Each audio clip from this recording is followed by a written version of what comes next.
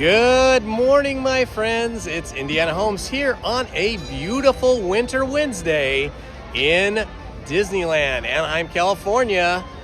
And it looks like we are back to our winter weather. Absolutely. Winter weather is back. It is very cool and overcast. Not quite cold, though. I would say it is 59 degrees, last I checked. And it looks like the high may be 69 degrees today. So we are not expecting a very warm day at all. And I'm just gonna post up here for a moment to watch the beautiful horse-drawn carriage go by with this stunning horse. Look at this, and that beautiful horse-drawn trolley. What makes a trolley different from a carriage is that a trolley runs on tracks, like train tracks, whereas a carriage would just be freewheeling with no tracks. Hello, Nicole Taylor. Welcome. Aloha to you too. What a wonderful day to be at Disneyland. I am just loving this trolley. Just think, in the mid to late 1800s through about through the 1920s anyway, in most parts of the country, this was a primary type of public transportation. The horse-drawn trolley. Ooh, we're gonna get a chance to see two of them here at the same time. I'm gonna step up on the sidewalk so I don't get in the way. Oh, how cool is this? The two trolleys at the same time passing each other. Wow, this is just like it would have been back in 1905 or 1880, back in the day.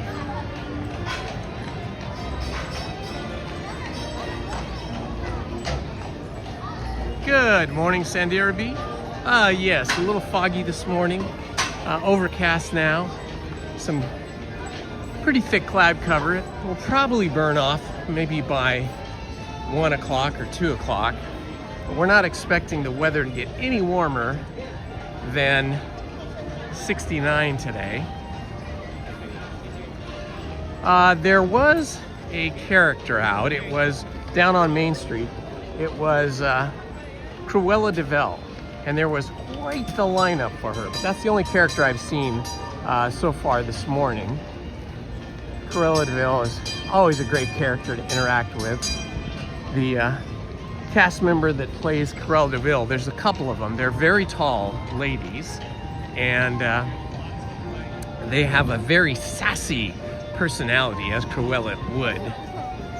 Sassy and very full of themselves. It's very fun to interact with them. Yesterday, ooh, the Maleficent jersey is super cool. I saw that last week. You're so lucky. So great. Hello, everybody. Indiana Holmes here. Thank you for joining me today. It has been a beautiful, cool morning. You know, we've had such hot mornings, well, hot days, seasonably unhot days for weeks now. It's been very surprising, but it looks like we're returning to some more normal or more regular seasonal weather here in Southern California. It will begin to rain tomorrow afternoon and then probably rain hard all day Friday, possibly Saturday and Sunday as well. Just walking through Tomorrowland now, because it's Astro Blaster time. I love to start my days with Astro Blaster when the line is not too big. And today the line is not too big, so it should be fun. Oh, that's a big family. There's got to be 20 people now. maybe 12 people, 13, 14 people in that family.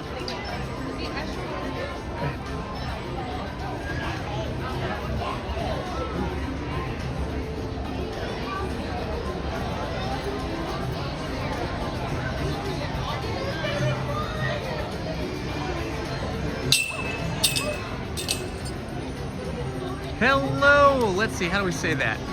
Skong Kittleman. Sorry if I'm not pronouncing your name right. Sometimes it's hard when the letters are all run together like that, as they always are in our screen names. Yes, the first order of business is to get into Astro Blaster before it gets too busy. I think we probably got about a 10-minute wait here.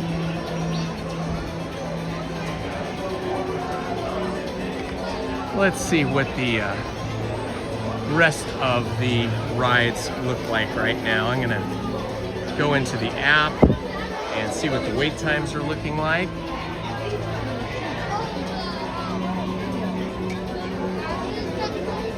Wait times. Alice in Wonderland's only 20 minutes. That's pretty good. I love Alice in Wonderland. Autopia, 10 minutes. Big Thunder Mountain, wow, that's a really good time. 15 minutes for Big Thunder Mountain. It's tempting to jump over there.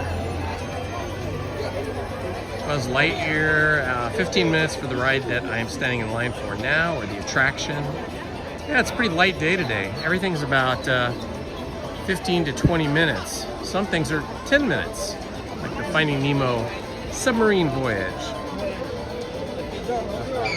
Small World Holiday is still open. Wow, that's surprising. I guess they're still working on restoring the Haunted Mansion to its normal regular attraction. I don't know how you say it. It's regular facade. It's regular. It's regular show. That's probably the better way to say it. Yeah, tea party. Okay, 5 minutes. Wow, it's pretty light today. Pretty light today. How is everyone today? Where are you guys watching from? Where are you listening and watching from? You can type it into the comments. You can tell us your city, your state, or your country.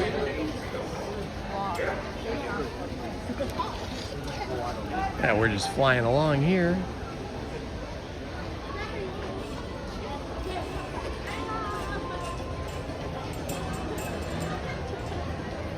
Sun is just trying to burn its way through the cloud cover here. I think it's going to have a tough time for the next couple of hours, but it'll eventually get through. Might not be till 1 o'clock or so. We'll see.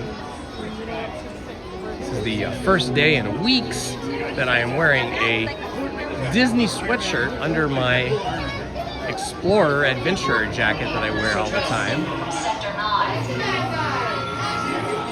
They are being surrounded by giant robots. It's an attack by the Hello, Dan Crane from San Diego. Welcome, my friend. Send reinforcements immediately.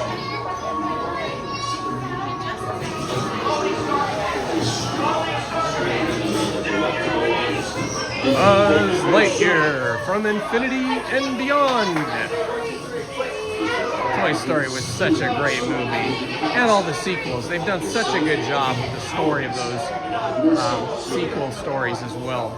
A lot of times movie sequels are not nearly as inspired or engaging as the original, but all the Toy Story ones have been. He's using the stolen battery cells to energize his secret weapon.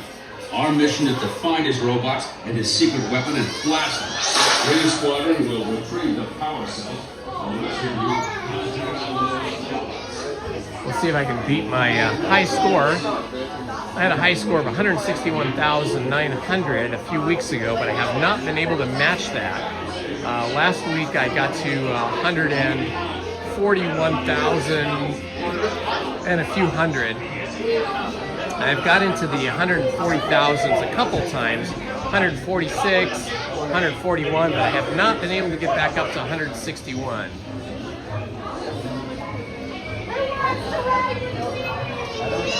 Blackstone, Massachusetts. Welcome.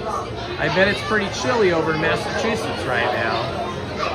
I saw that the sort of eastern part of the United States was in for a big cold snap and a lot of snow.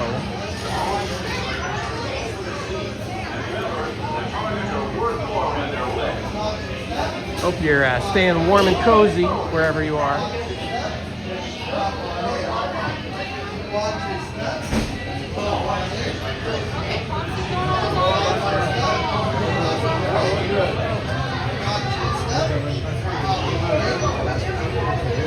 This is like the best immersive video game you could possibly play.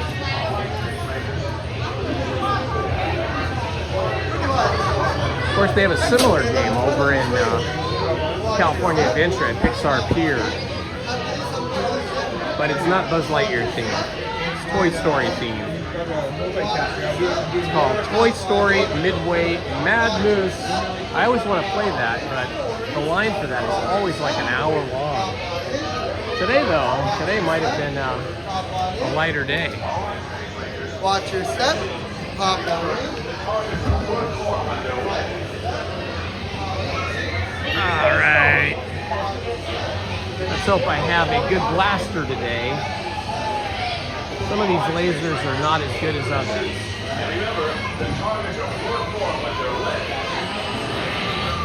All right, here we go. Looking for a target.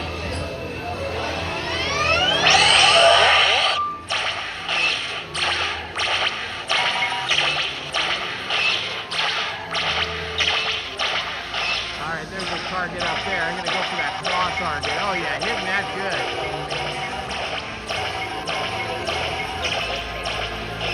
All right, there's a little further one over there, that Zorg Z. Couple Zorg Z's there.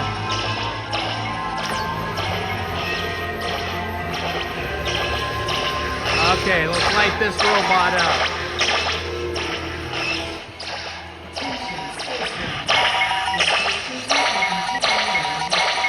Oh, that helps. When the space cruiser, when these little space cruiser cars that we're riding in get temporarily halted, that helps us rack up some more points. I'm just going to keep hitting that.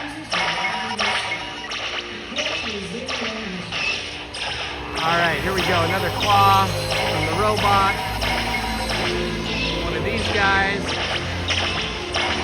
Uh-oh, I missed that one. I've hit all these.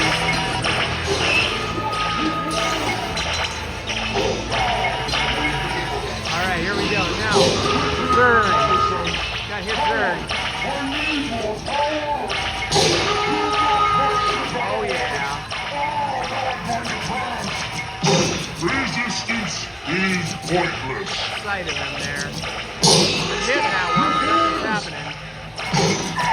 You interfered for the last time. That one just got light up. Must be punished. All right, I better go do something else. You will pay for that, Space Ranger.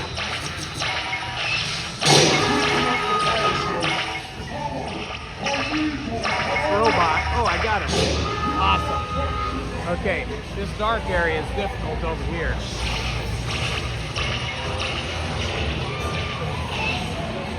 Okay.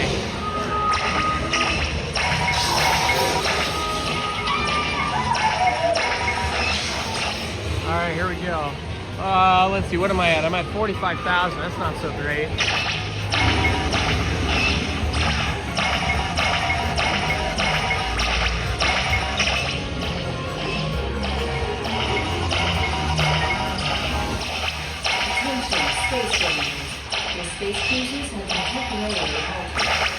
I like it when these space cruisers get temporarily halted. It helps me score some more.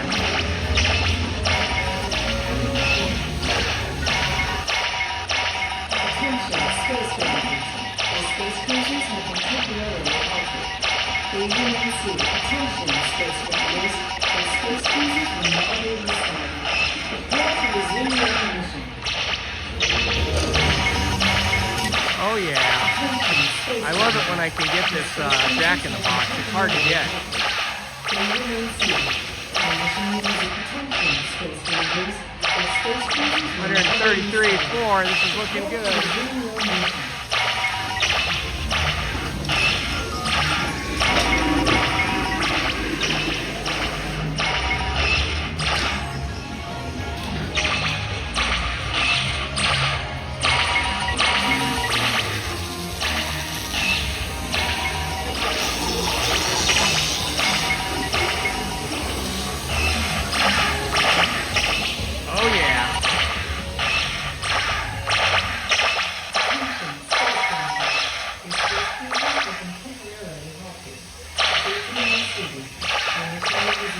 Keep hitting this one. That's all I can do.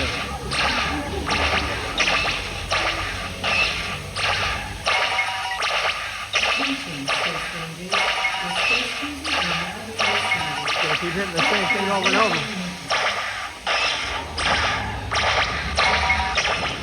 Okay, now this dark one is really difficult. In this tunnel, it's really hard to hit anything. They only light up for a second. Got one, I think. Okay. Oh, I had just broken my high score. I'm at 152,700. This is good.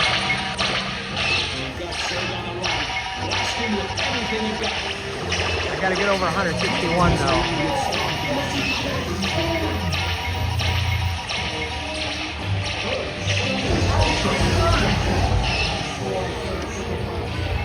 I am invincible. Do you hear me?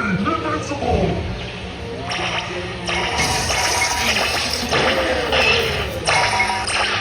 Okay, running out of targets now. Oh boy, I'm at 176,000. That's my highest score. Woo-hoo! All right. Those couple times that these cars stopped really helped me. Yes, we will return, sir. Ah, they cut me off. Well, that's my new high score, guys. 176,600. Woo! My hand and finger is tired now. Mission accomplished, Space Rangers. It's been an honor serving you. I always try to get that small hole, that small logo in Zurg's chest, but I've never been able to hit it yet. Yeah, I try to get those triangles and those diamonds too, but they're difficult.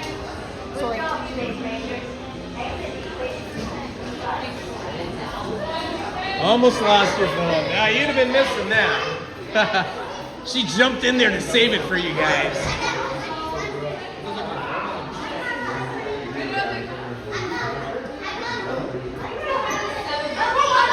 Woo-hoo, that was fun, but man, I gotta tell you, my hand and my trigger finger, I have to use both my index finger and my middle finger because my index finger got tired and started getting too slow. Then I switched to my middle finger for a long time. Now that whole hand is tired, but that was fun. 176,600. It definitely helped when the ride cars stopped a couple of different times. Yes, I saw him. He did get 97. Aliens. I love these aliens. These are awesome. I have a bunch of Disney toys I got years ago when my wife was working at Disney Studio, and we used to get everything at a pretty steep discount. I've got a couple of talking bugs from Bugs Life that talk back and forth to each other. They're pretty hysterical. And I've got a Jessie and a Woody that have pull strings.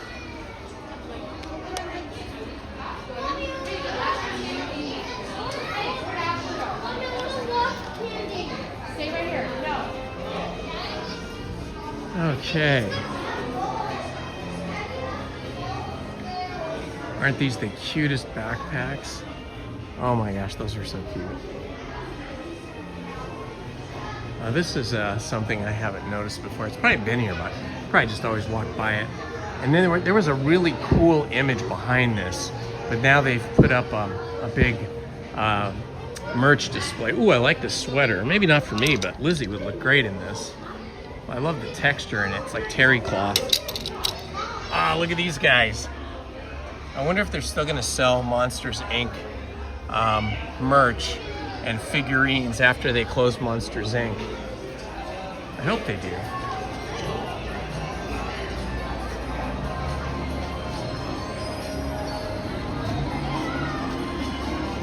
Yeah, it's fun.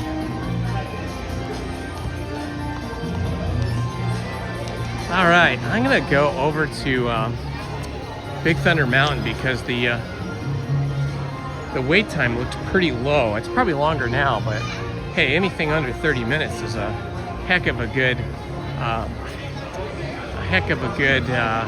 find or score. A heck of a good score for Big Thunder Mountain, because that's usually 45 minutes or more. So if I can get it for 20 minutes, that'd be great. Hi guys.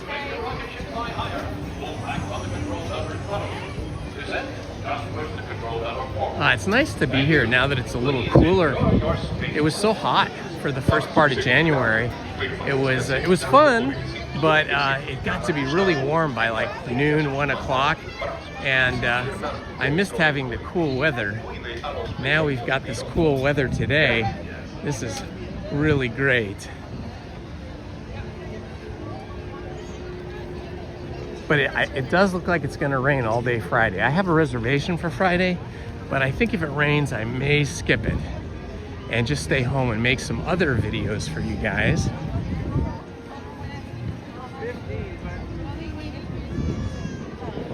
I'm planning on making a video on the animation process and some of the famous animators, the original 9 old men.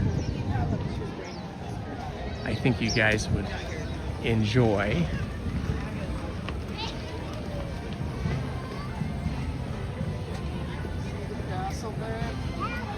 Hello, Andy. Good to see you, my friend. Happy, happy, joy, joy. It's Wednesday. It's Wednesday.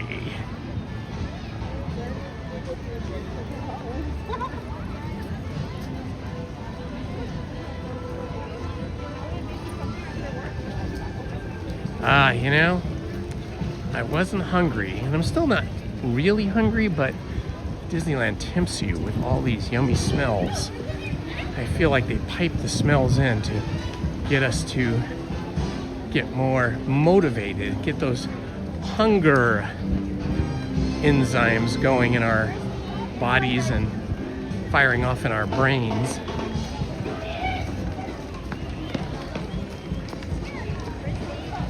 All right, let's see what this line is looking like for Big Thunder Mountain. Looks a lot bigger than it said on the app. Looks like it might be all the way back here to Rancho del Sicalo, but if it's moving fast, that'll be okay. Oh, there goes the Disneyland band. They must have just performed over here in front of the Golden Horseshoe. Did you know the Golden Horseshoe is going to have line dancing and karaoke in 2026? They haven't said when they're going to start it, but they have announced that they are going to do that. So that's kind of special. I've never learned how to do line dancing. I've been to a couple cowboy bars, but I wasn't very good at following the directions. Ooh yeah, 35 minutes, that's a big difference. When I looked at it before I went on Astro Blaster, it said 15. But we'll give it a shot anyway, because it's not going to get any shorter than 35. And it might be shorter than 35. You know, a lot of these standby wait times are overinflated. I don't know if they do it on purpose or what they do, but I get the impression they overinflate the wait times to encourage people to buy Lightning Lane passes. I don't know that they do that. It just seems like it's a definite possibility. Is this cute back here with the 3 little mice? This is the sort of extended queue outside of Big Thunder Mountain, which I usually will never get in because this means it's a really long line, but the line's moving fast today. So I am encouraged and thinking hopefully it'll be under 35 minutes. We shall see.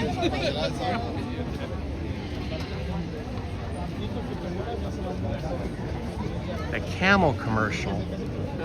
I'm not sure I know which. Are you talking about like Camel tobacco or something?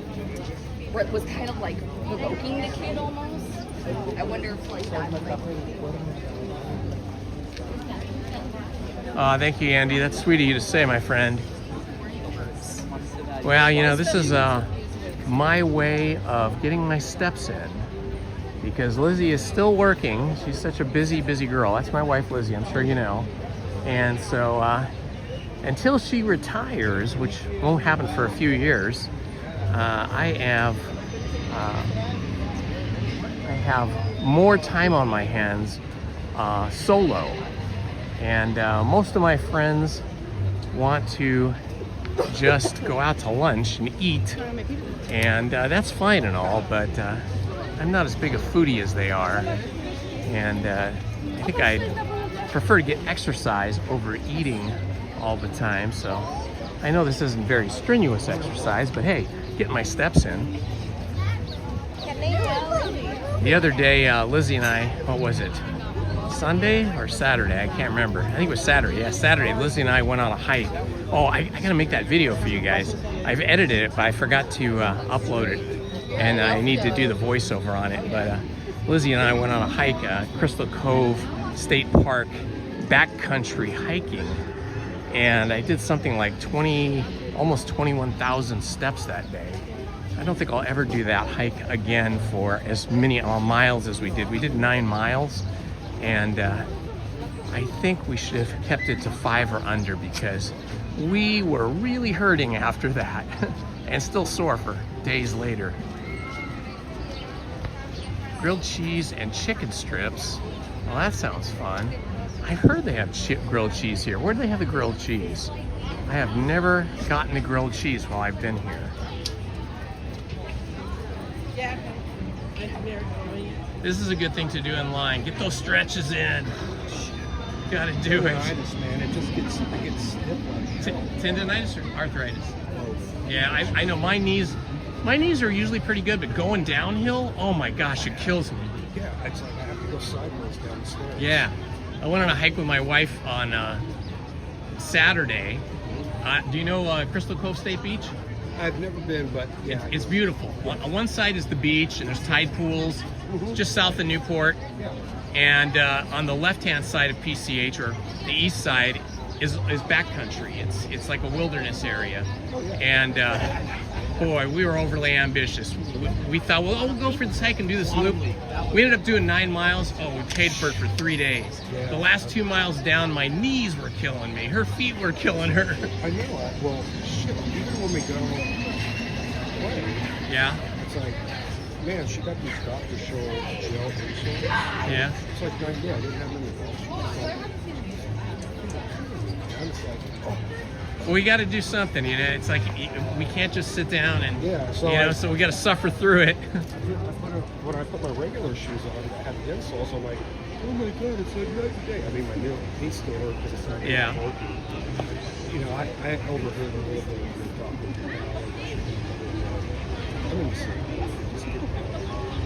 You know, I used to wear shoes like that here at the park all the time, because I usually do 3.5 to 5 miles when I'm here. And I switched to these, which have a much harder sole, and they're more flat, although they do have an insole, you know, with a arch support.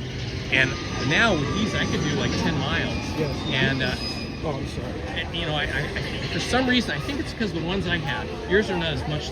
Mine had more of a wedge to them, so you're kind of putting more weight on the balls of your feet as opposed to the heels. Yeah. And I just couldn't do it as long. I couldn't walk as long without feeling sore. But these are great. These, actually, I got 2. I got this one and I got the other one. What brand is that? Brooks. Oh yeah, Brooks are supposed to be great. But they've got like the heavy, dense rubber sole. Yeah. In the foam, and that's what I like. I think that's the hot ticket. I call them hookah, but the hookah. Oh yeah, right. Too soft. Yeah. No, the harder rubber, like these are harder rubber, those are harder rubber. That seems to be better for us dudes. Yeah, right. So you live down there that way? No, I live over sort of in the Lakewood, Long Beach area over that way. I grew up. Those are my old stuff. There you go. Where do you live now? Oh, well, there you go. All right, it's very nice. We're renting for now. We're going to find a place that fiber. You know, I know parts of Long Beach have it. You know, I think Chuck, my buddy, he lives up by Mayfair Park. Are you looking for, what'd you say, fiber? Yeah, fiber internet. Oh yeah, I think Lakewood, Long Beach, and all those areas around there have Frontier fiber. Yeah, so we love,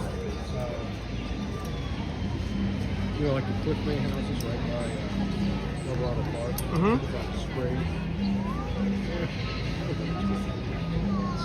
Everything is so expensive. 15, 16 for the house. It's like, man, I can't park in the garage. I love the house. I love the Yeah. I love the mid-century, the oversized pine tree, everything. The location. Yeah. So we're on the fence. We're ready. Do we buy? And if so, condo, or do we go out custom? I really don't want to go east of that. Yeah, the one thing that I would try to do is stay away from any neighborhood that has an HOA. I know, that's the drag.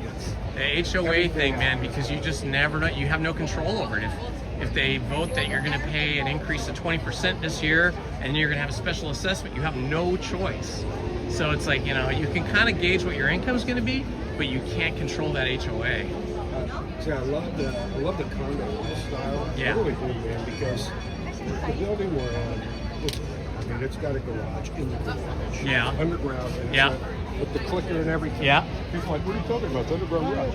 No, it's a 2-car garage in the park. That's nice. So you can store your stuff. When I was a kid, those Lakewood houses, you know, off of, you know, there's Greenwood. It's just a little loud. Like off Las Coyotes Diagonal and up that way? Or? No, like the heart of Lakewood. Okay. Oh, okay. By Lakewood Center, yeah. Since we went to Mayfair High School, when we left, we got into blind places. Sure. So he died, and then we graduated after the 80s. That's a really nice area. I mean, but that whole, it's just so easy to get around. Yeah. Like, how are you with DMV? I told my wife, I was like, I can't get an appointment at Costa Mesa until December. So I said, shit, I'll just go to the one in Belleville. I take my driver's test there back in the 80s. There you go. No appointment, just go check it out. Yeah. Hi, Toshiba. How you doing, buddy? Hi, Stan. Just chatting here with my line mate over here, talking about housing. Yeah. Southern California, well, all of California is just so expensive for anything, renting, buying, whatever. So is it just a conference call, or? Oh no, I'm live streaming. I'll show you. See? Yeah, I'm live streaming, and there's a chat in here. So people, let's see, I've got 119 people in here with me right now. Yeah. It's easier when my wife. Same. Yeah, my wife's working, so she can't come to the park as often as I do.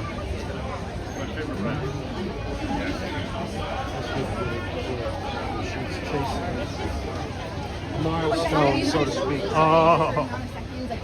You know what I mean? Like they have it now.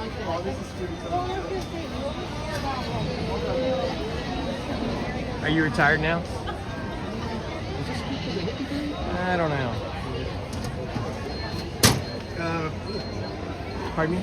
I'm just a guy. Oh, well, that's good too. I used to work in accounting. She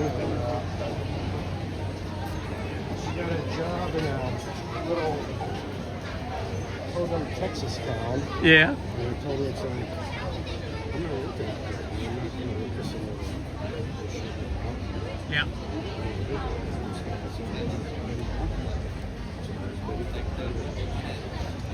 there for 10. Uh-huh. She was ready to check out and quit at 59.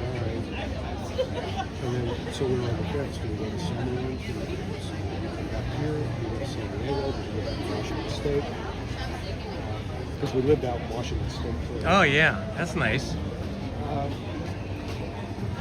Well, it's nice to have options. Yeah, her colleague called her out of the blue. I said, hey, would you like to do title work for us? plus, in Minnesota, you can do it anywhere you want. Oh, that's great. 'Cause you wouldn't want to live in Minnesota. No. I mean, it's beautiful there in the summer and all, but boy, the weather in the winter is brutal. So it's not even like we're in a big city. Yeah. Like, I don't want to go podunk heat, podunk clothes and tundra. So anyway, and she's like, all right, well, I guess I'll do it for a couple more years. There you go. Well, anywhere, I would say, at South Los Angeles County, which is like Long Beach, Lakewood, and let's see, Cerritos, I think, I'm not sure if that's LA County. The thing that's great about it is you've got everything from the shopping to the cultural stuff, all the restaurants and stuff. As you go further south in Orange County, you have less of it, and in my opinion, at least, my experience, the restaurants are more expensive. It's just more expensive to live there, and there's less to do culturally. You got to drive farther, in some of those neighborhoods. Like when we were hiking this last Sunday, on the far left there was this neighborhood we could see off in the distance, and eventually when we got to the top, it joined up at the top of this park. And these were just mansions. I mean, every one of them looked like they were between 5,000 and 10,000 square feet, and there was hundreds of them, maybe 1,000. And apparently the entrance was down at PCH and it went all the way up the hill. But the thing is if you were living up there, you got to drive all the way down the hill just to get a beer, just to go get groceries, to do anything. It's like it's nice to be up there if you can afford it, but you can't just run out and go do something or get something. Yeah, it kills me, man. We looked at that because my mother and sister came out to visit. How do you look at these new places? Yeah. And they were track houses. Oh, they all are, yeah. And it's like 4,500, 5,500. The weird thing is, it's yes. and this monstrosity, yes. All the windows open, that you got unobstructed view of the Pacific, you got trees, you don't even need AC. And they're about $1.5 million. It's like, you don't have to. If she was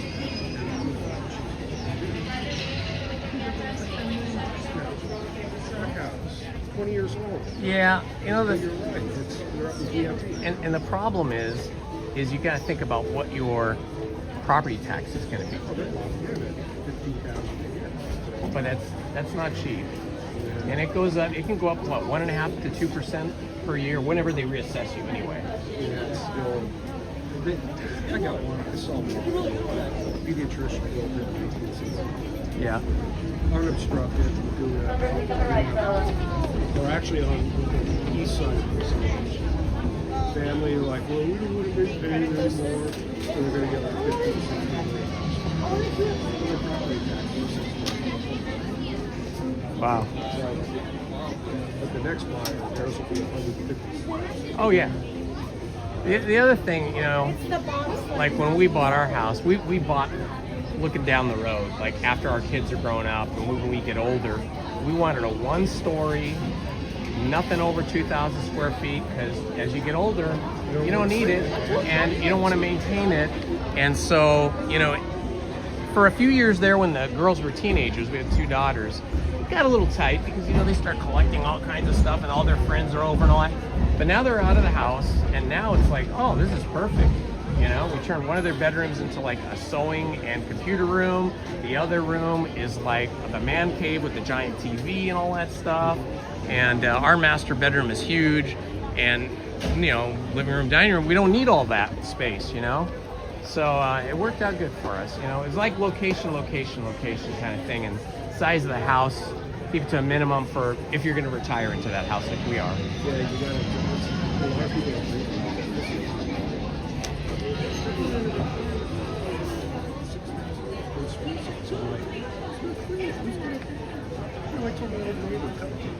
Good afternoon, Joseph. Good to see you, my friend. Oh, I definitely like the view coming into Frontierland better because it's wide open when you first go under the sign, but it's so tight in there. It's so narrow. Yeah, on a busy day, it really feels crowded. How's the weather in Toronto? You get people from all over the world. It's like it's It's probably really cold, but you know, if you grow up there, you're used to it. I was born and grew up here in Southern California, so it's hard for me to go anywhere else, you know.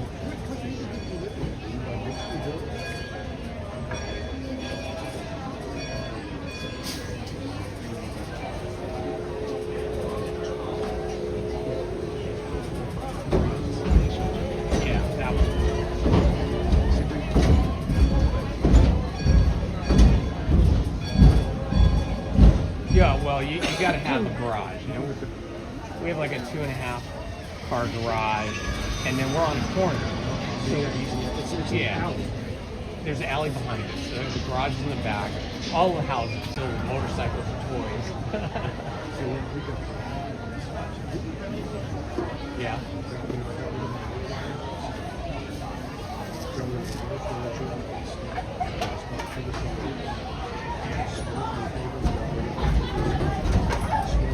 There's something to be said for minimalism.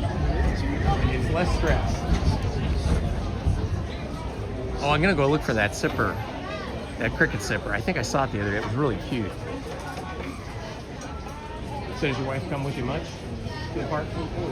Yeah.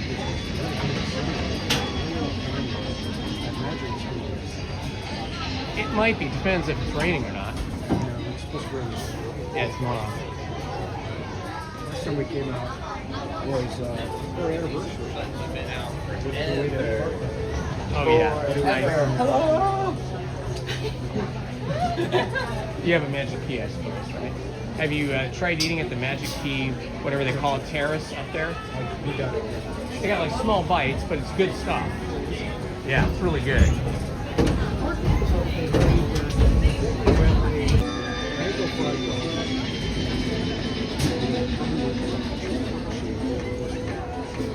Sure, sure.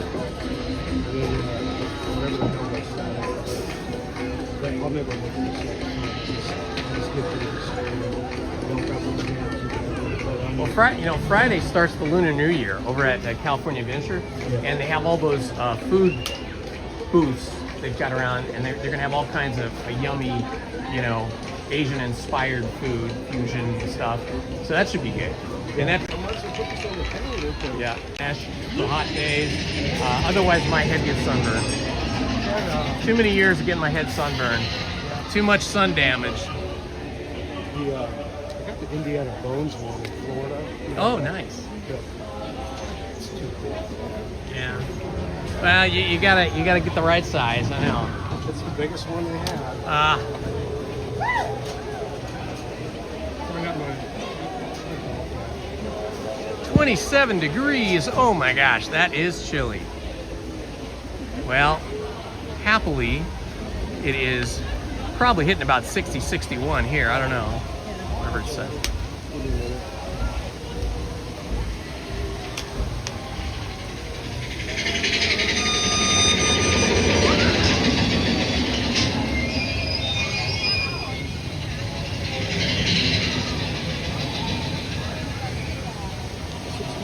62 degrees.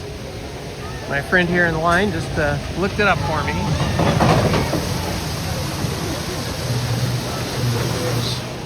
Sucks to be you. Oh, yeah.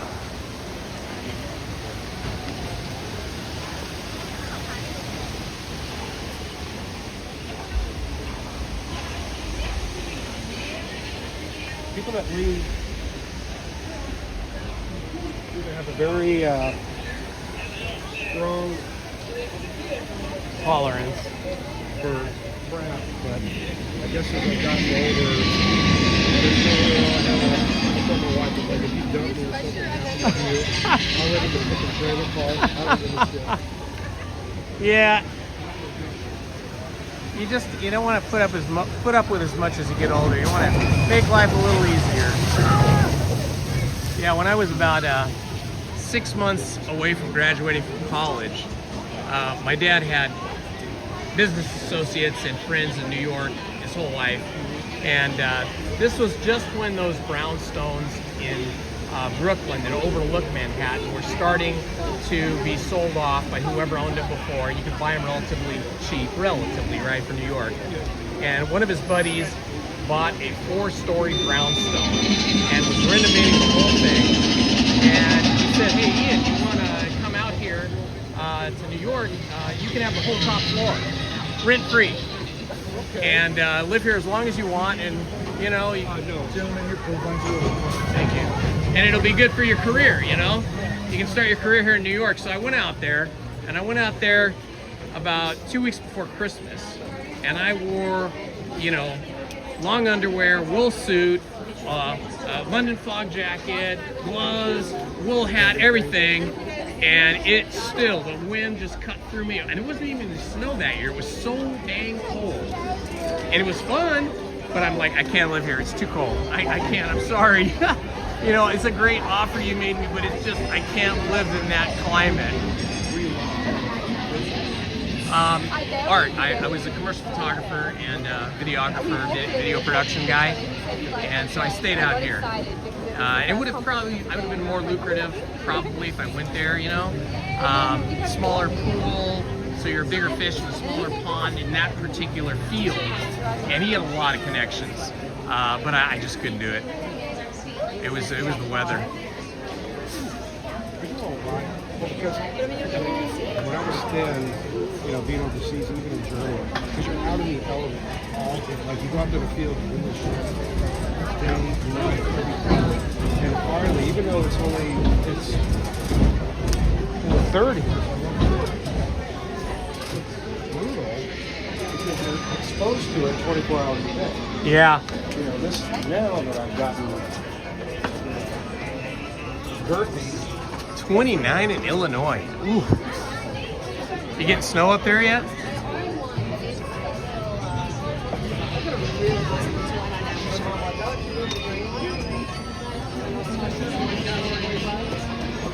All right, we are getting up to the train. I'm happy with the summer clothes I did bring. I've worn everything. 35, 40 degree weather. Yeah. I could dress like this with just a hoodie. Well, yeah, I couldn't do it. I get cold all the time. My wife and I are opposite. When she's hot, I'm cold. When I'm cold, she's hot. Close to one another. But sometimes we're cold at the same time. Yeah. I need to petrified for it. Okay.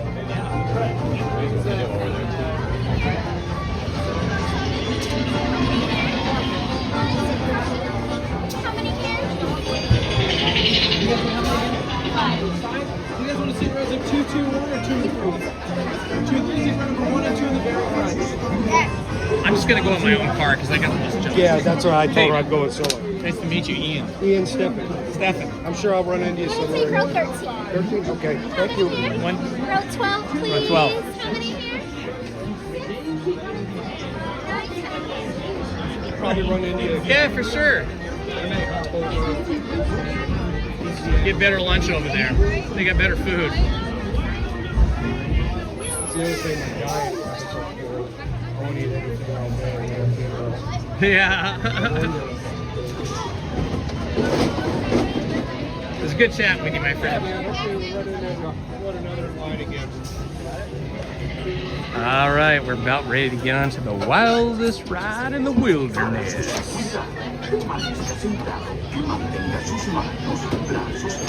Was your merch question about the cricket sipper, Andy? This is Big Thunder Mountain, wildest ride in the wilderness.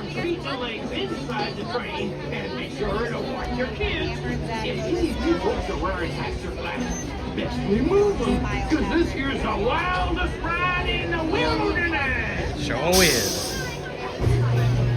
Yeah, I'll go look for it. I don't know where they have them, but I saw them last week, I think. I saw one, I'm trying to think, where was I standing in line? I think it was over at Galactic Grill, but they were not cheap. They were like $40, like $39.95. Yeah, there's a few other sippers around. I usually look at them and then I forget about them because I'm just never going to buy one. I don't want to carry the thing around with me, and I definitely don't want to spend $40 on a big old sipper cup. I've got nowhere to store that stuff. Oh yeah, you're not going to find that stuff on Amazon. stuff that's you know, stuff that's seasonal and Disney specific is only going to be sold here at the park. I mean, although a lot of people buy merch, and I see them sometimes when merch comes out, they'll buy bags full of merch and then they'll resell them on eBay.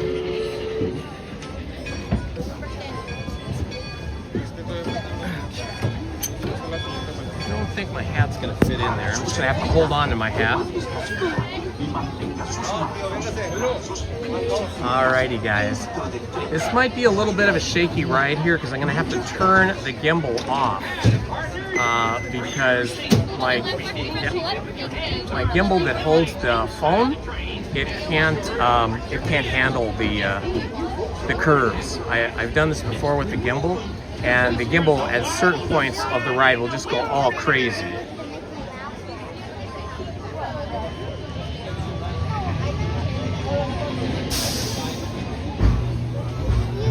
Thank you, thank you, thank you.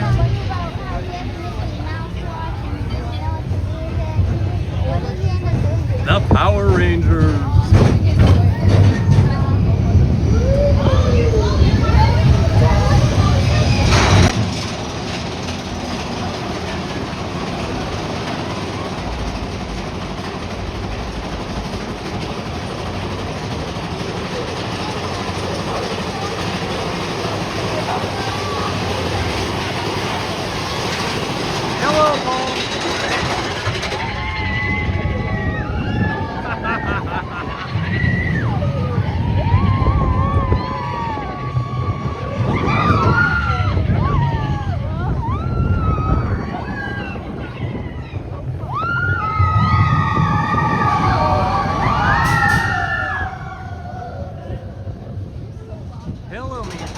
Thank you for the super chat there. Appreciate that, my friend.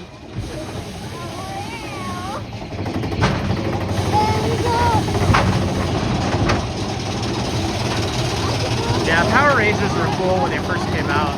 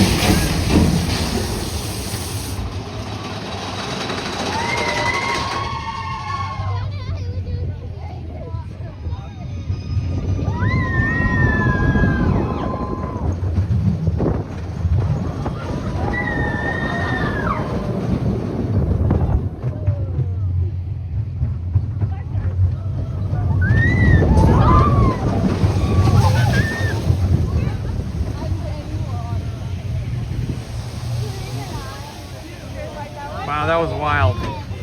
That was wild. Not having a buddy or Lizzie with me to keep me in my seat, I was just getting flung from left to right to left to right, just slammed all over the place.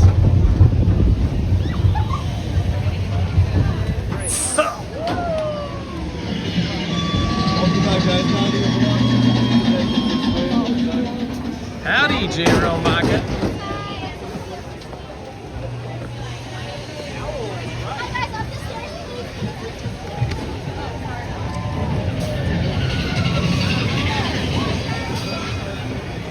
Ah, the sun is finally breaking through a little bit. Getting a little bit of sunshine here. Still very cool though.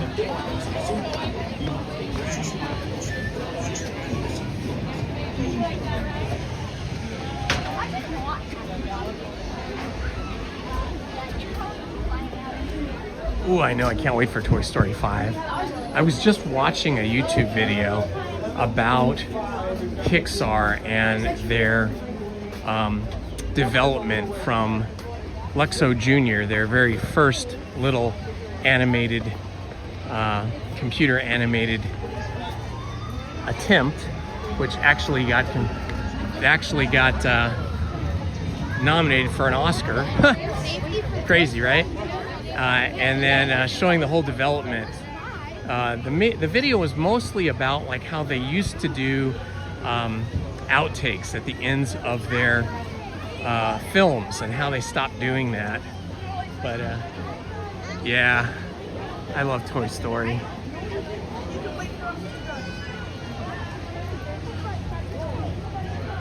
That was a fun ride. I try to do Big Thunder Mountain whenever I can, but usually the line is so big. But today it didn't seem that long. Of course, I was talking to that fellow in front of me that I had just met in line, and he was very chatty, so that made things go quicker. And then chatting with you guys helps. It's still not that long. The line still looks relatively reasonable. In fact, it looks a little shorter than when I was in line. It still says 35 minutes, but I don't know how long I was in line there. I wasn't paying attention, but it didn't seem that long. 28 minutes. I timed it. Oh, was it 28 minutes? 28 minutes. Oh, thanks so much. You're welcome. It was 28 minutes, so the young ladies that were in front of me timed the wait time, and she said it was 28 minutes, which is great because it said 35. We got it in 28, but it feels quicker when you have somebody to talk to, like you guys in the chat. It makes the day go a lot quicker for me. And then if you meet somebody in line like I did, that helps too.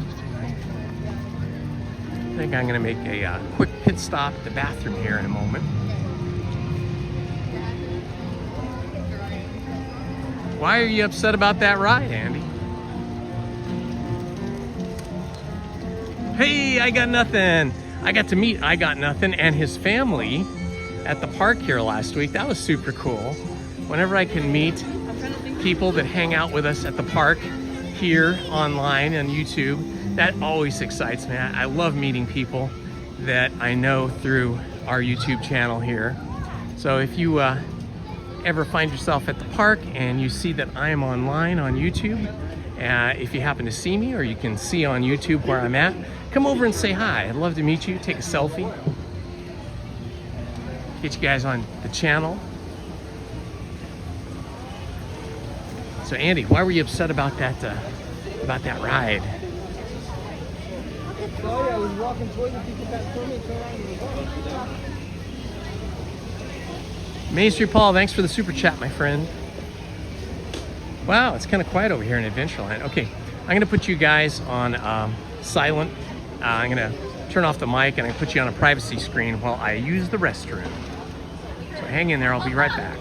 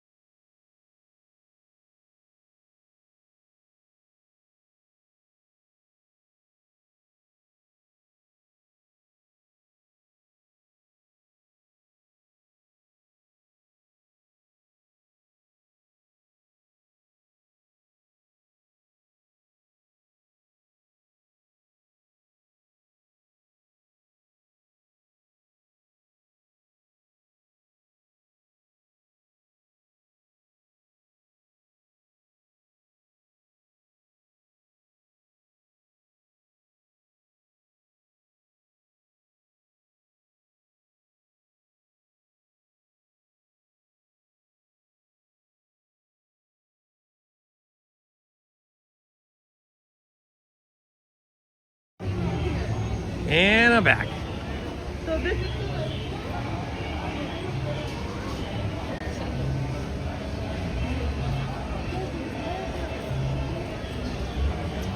Haha. Wow, this is crazy. Adventureland is pretty chill today. Well, let's go. Let's look at see if what kind of merch they have in Adventureland. They often have unique stuff in Adventureland that you can't get anywhere else. Let's see if they have anything today. I know they really go in for the Adventureland Hawaiian style shirts like this one, Trader Sam's. That's the name of the shop that we're in, is Trader Sam's. So Trader Sam's has its own shirt here. Lizzie has one of these hats, but she never wants to wear it. But I think maybe she'll wear it on Adventure Day. On Adventure Day or Tiki Day. These are great. Wow, look at these. How much are these? Wow, $35 for a mug. That's a lot of money. Let's see what else we got here. Oh, let's see. We got pins. We got some new pins. Holiday Pin Trader 2026. Oh, this Donald Duck one is awesome. Look at this. Right, switch to it. That's a really nice pin. This is pretty cool. They've got the Steamboat Willie pin, and then the fancy Mickey pin here in his tuxedo. These are pretty neat. They're like lockets. They open up. It was all started with a mouse. Yes, nice seeing you too, my friend. Hey, they got some really cool pins here. I haven't seen these in the other shops. I mean, some of them I have, but they do have some unique ones here. Oh, I love these things. I have one of these at home somewhere. It's much smaller. Sort of a froggy percussion instrument. These are fun. Rain sticks.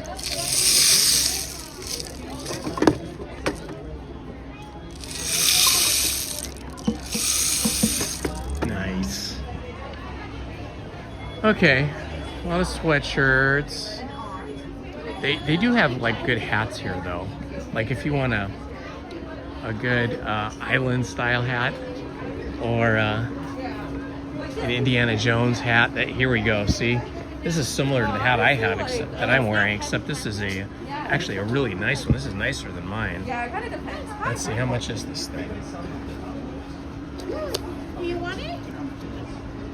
55 for the goblet or 25? So yeah, this is like a real Indiana Jones style hat. Mine is more like a park ranger hat, but this one's really nice. But it is $60, which is a lot of money, a lot more than what I paid for mine. That is a really nice one. And then they have these oil-skinned one here. These leather oil hats. They're like treated with oil, so they're more waterproof. Here's a better one you can see. Yes, these are officially branded replica hats of Indiana Jones. They're quite nice.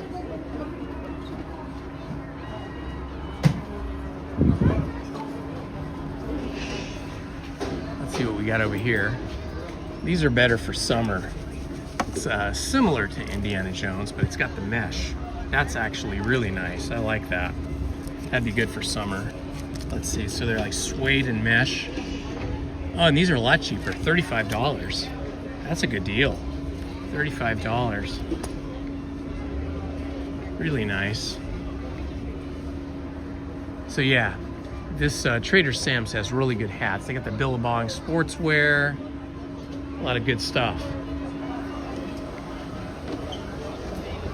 Oh wow, look at this. Look at the parrot. How cool is that? How can you get a discount?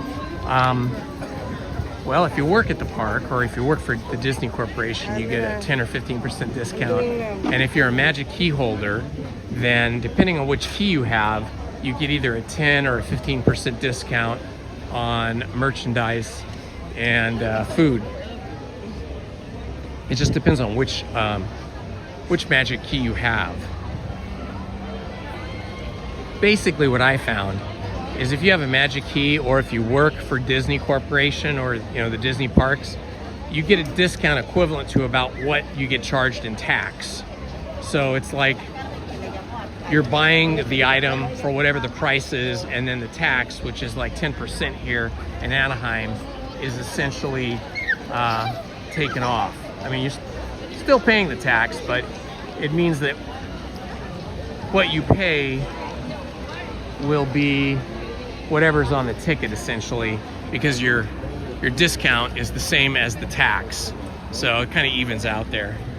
Let's see if they are giving out the single rider passes for Indiana Jones and the Temple of the Forbidden Eye. I see the passes. Excuse me, I'm just gonna ask him for a single rider. Single rider? Yes, please.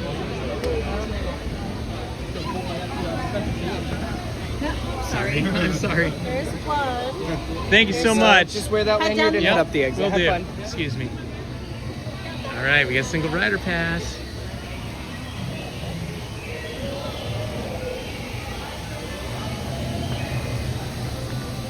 Indiana Jones, hey! Indiana Jones and the Temple of the Forbidden Eye.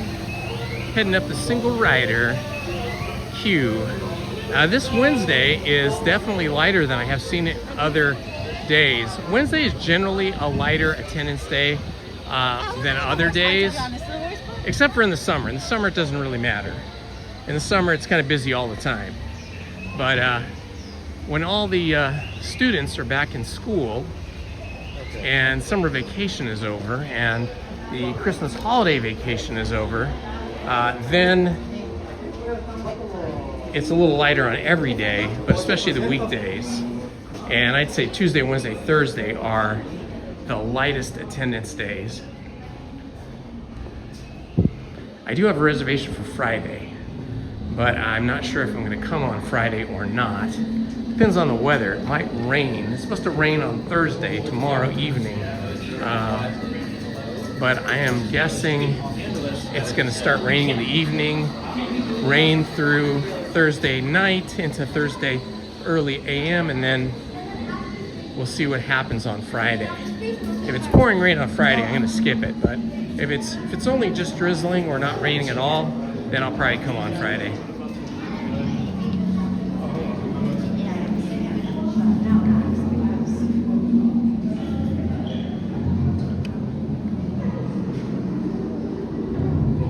All right, we are working our way up here.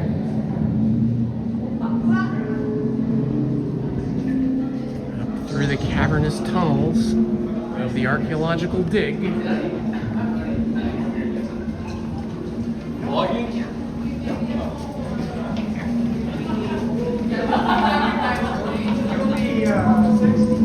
I say mostly adults here today. Not too many children. Mostly adults. Kids are in school now.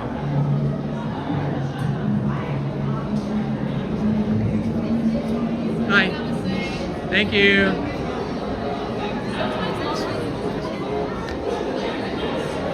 There's a few people ahead of me in line at the single rider.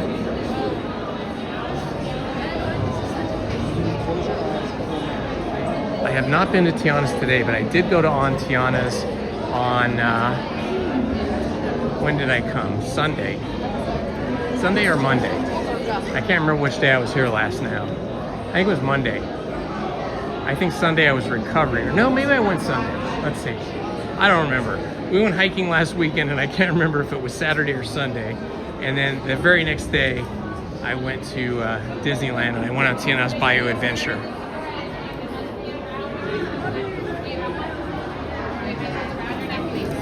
Hi.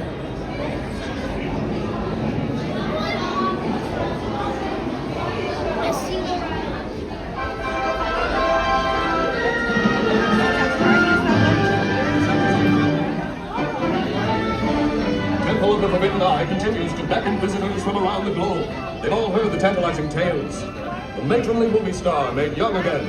The paupers who became Rockefellers in these ruins. But a darker tale has surfaced. Many Okay, it was Sunday then. have And then I went. Could it be they looked into the eyes of the idol? The reports I reach don't know what Indiana happened Jones, after who that. returns to the It's site all of a his great blur. discovery. Our newsreel camera follows Dr. Jones as he enters the temple. 1 So week yeah, I later, think what and happened is still no Indiana Lizzie and I Jones. went hiking on Could Jones Saturday, himself and have then locked I eyes came with by the idol? myself Or will to he the park solve on the riddle Sunday. of the lost tourists? When and if he does, I on the globe will be there.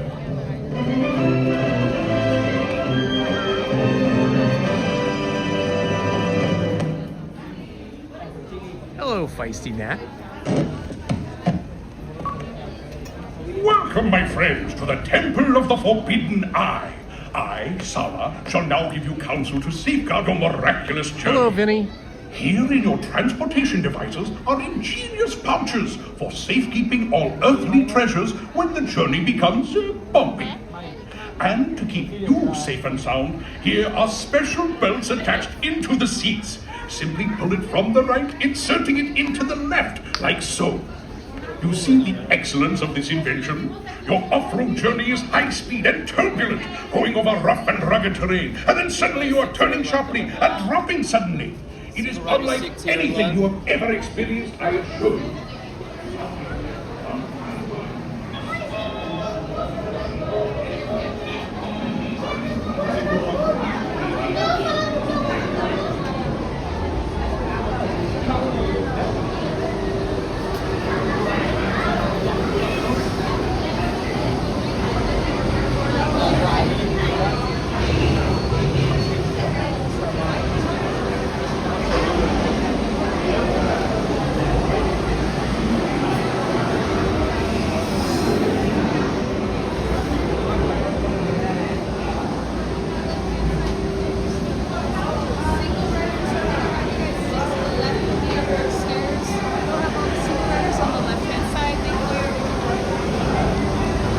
There's the loading zone.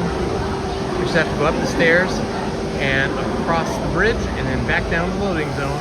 Should be on, should be in a Jeep in about 10 minutes. You guys go up on the right-hand side. Oh, wait. My next party.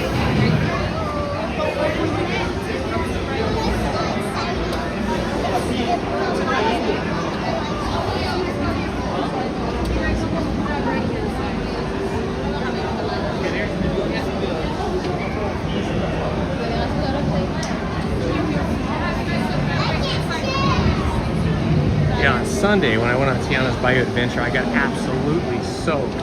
I mean, just soaked. But it was warm, so I dried off pretty quick.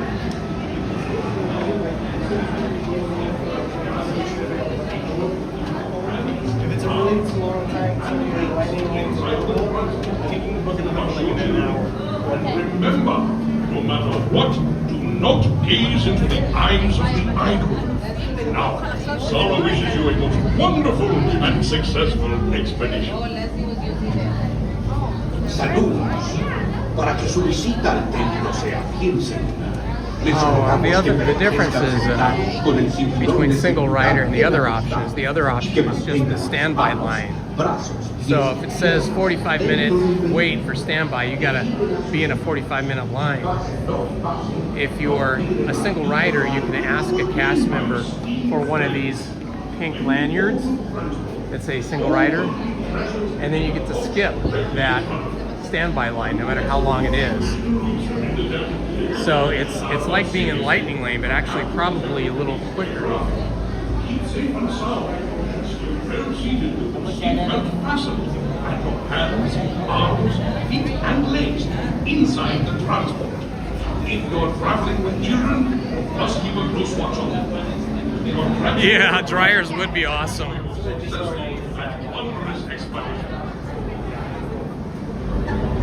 It's funny though, sometimes those hand dryers in bathrooms end up just spraying the water off of your hands after you wash your hands, and it sprays it all over your shirt or your pants, and it makes it look like you peed yourself.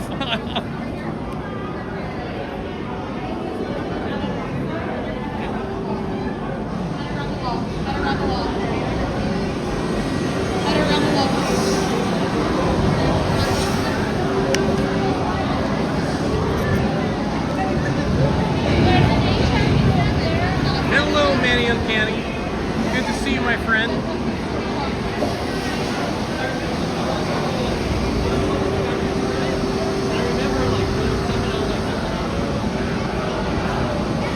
fighter.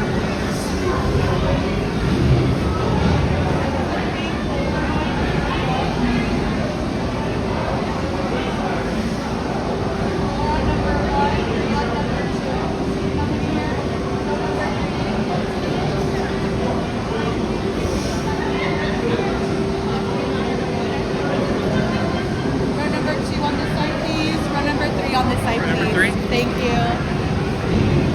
All right, row number 3. Here I am. I can be at the back.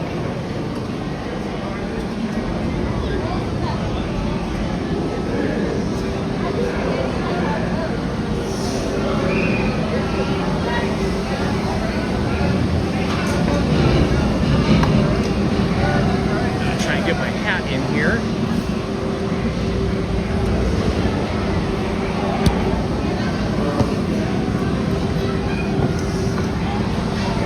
Okay.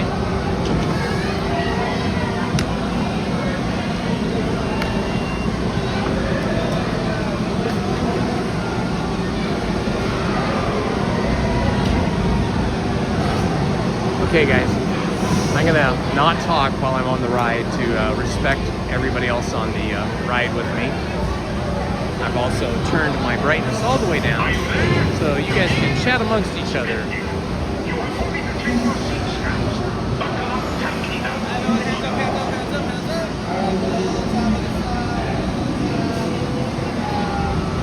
Second row, pull that yellow tab on the side, your yellow tab. Pull your yellow tab on the side, your yellow tab. All right, here we go.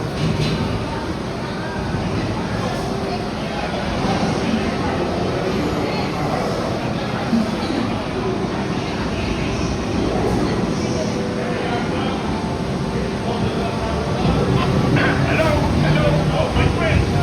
The brakes may be needing a little adjustment on the curves. You seek the future. I will lift the curtain of time. It is your destiny.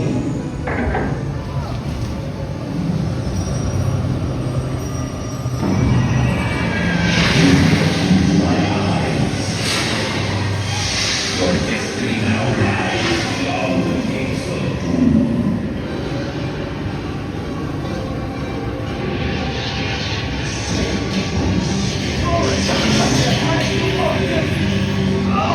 We've got a problem here. Far left. Up to the left.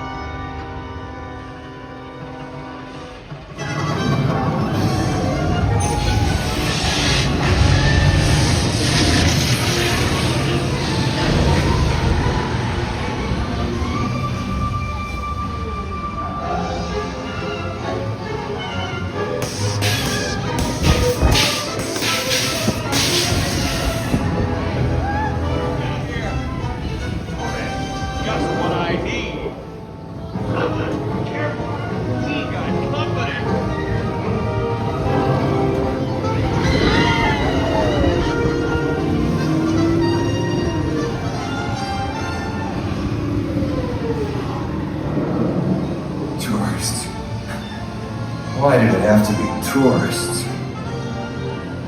Haha, we made it. We survived.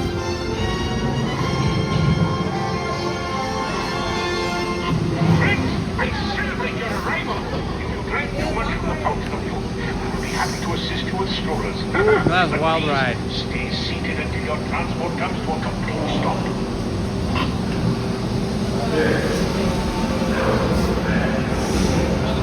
Exit out to your right side. Exit out to your right.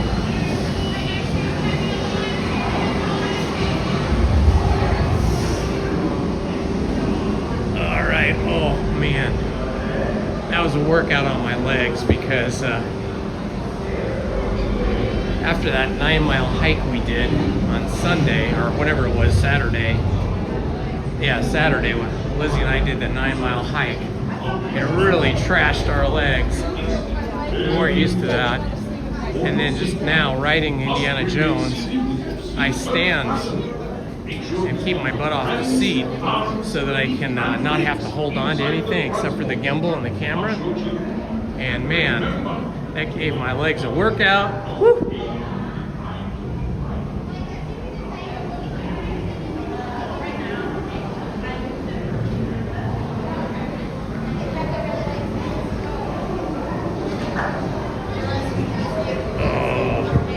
Knees are not happy now.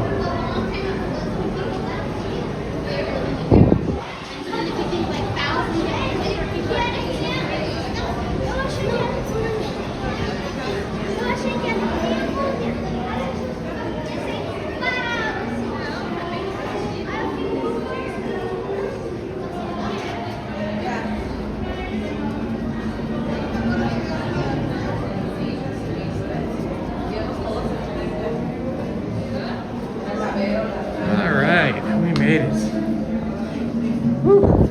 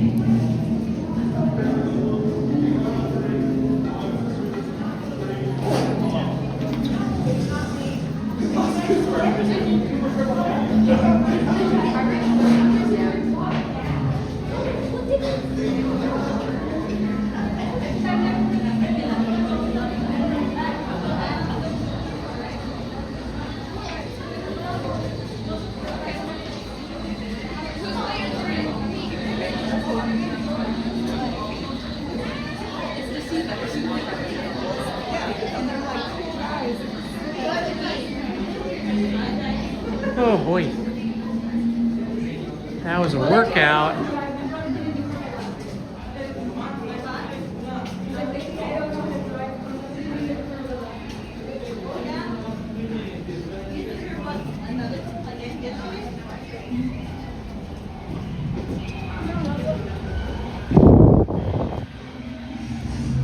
And into the jungle. Out of the temple and into the jungle.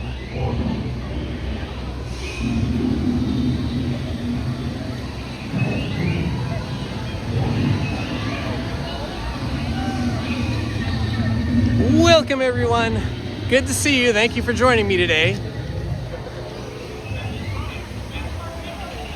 Hello Elizabeth from Sweden. Welcome.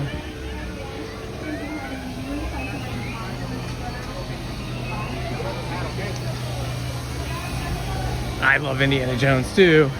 That's why my name is Indiana Holmes. We are brothers from another mother in a different time.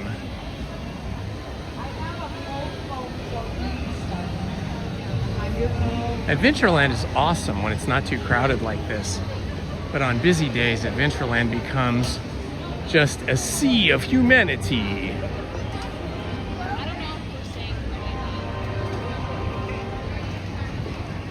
Let's see what the wait time is looking like. Oh, it doesn't look like there's much of a wait here. So we're gonna do the Jungle Cruise. So I think that'll be super fun.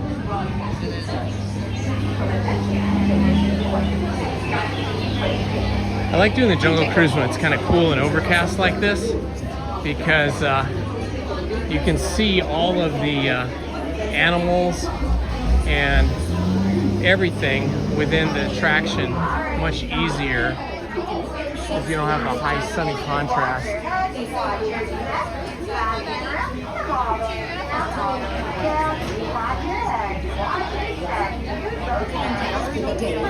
I've been on every single ride at Disneyland and DCA many times. There's just some rides I don't go on as often. Like, I love Incredicoaster, except for the part when it goes upside down. I can't handle that. It makes me ill. So I don't go on Incredicoaster too often, just like maybe 2 or 3 times a year, or maybe once a season.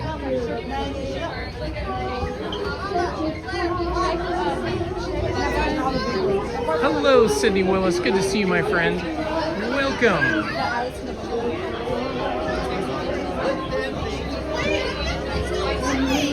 The ride that I always want to try to get onto, which is over at DCA, is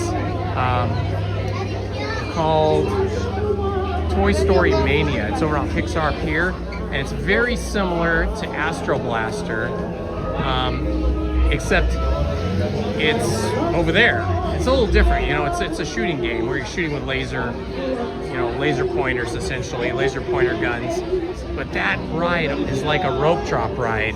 It's so much more popular over in California Adventure than Astro Blaster is here at Disneyland. So I hardly ever get to go on that ride, like maybe 3 times a year, because the line is always like an hour long. Once again, do not take any pictures in line. If you took a picture, please put it back. The nails to the wall for a reason.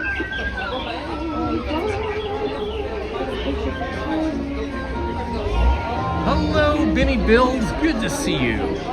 Welcome, welcome, welcome.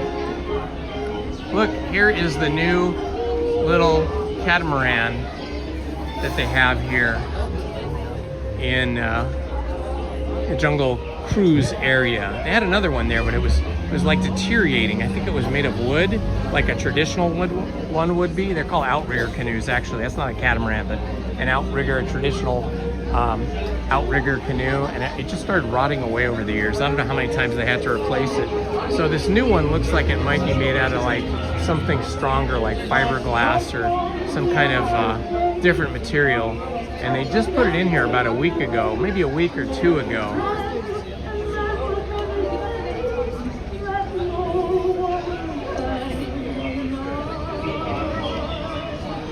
Okay, wait. I love this song. This is such a cool old song.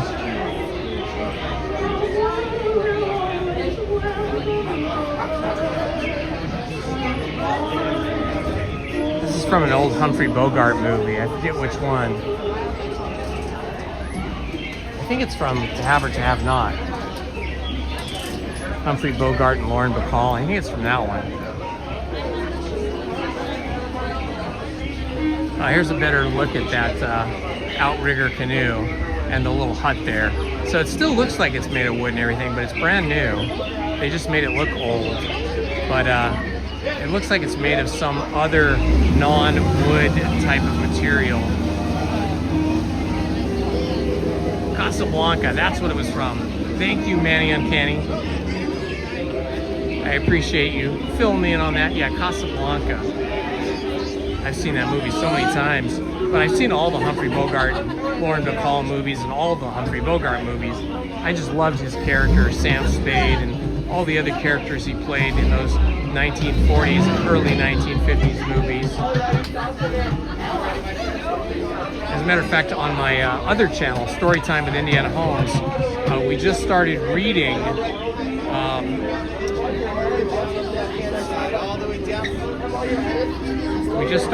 a noir movie. We started reading, hold on, I'm just trying to see what's going on here. We're getting a lot of directions from cast members. We just started reading the Maltese Falcon. on the Storytime with Indiana Holmes channel. Last night was episodes or chapters 1 and 2, and tonight's chapters 3 and 4. It's fun reading the original source material. So far, the first 4 chapters that I've read and recorded follow are very similar to the movie. I'd say the movie followed. Yeah, I'd say the movie Maltese Falcon followed the original book by Dashiell Hammett very closely. Although John Huston, the director, and Dashiell Hammett wrote the screenplay together, so it is a little different from the original book by Dashiell Hammett.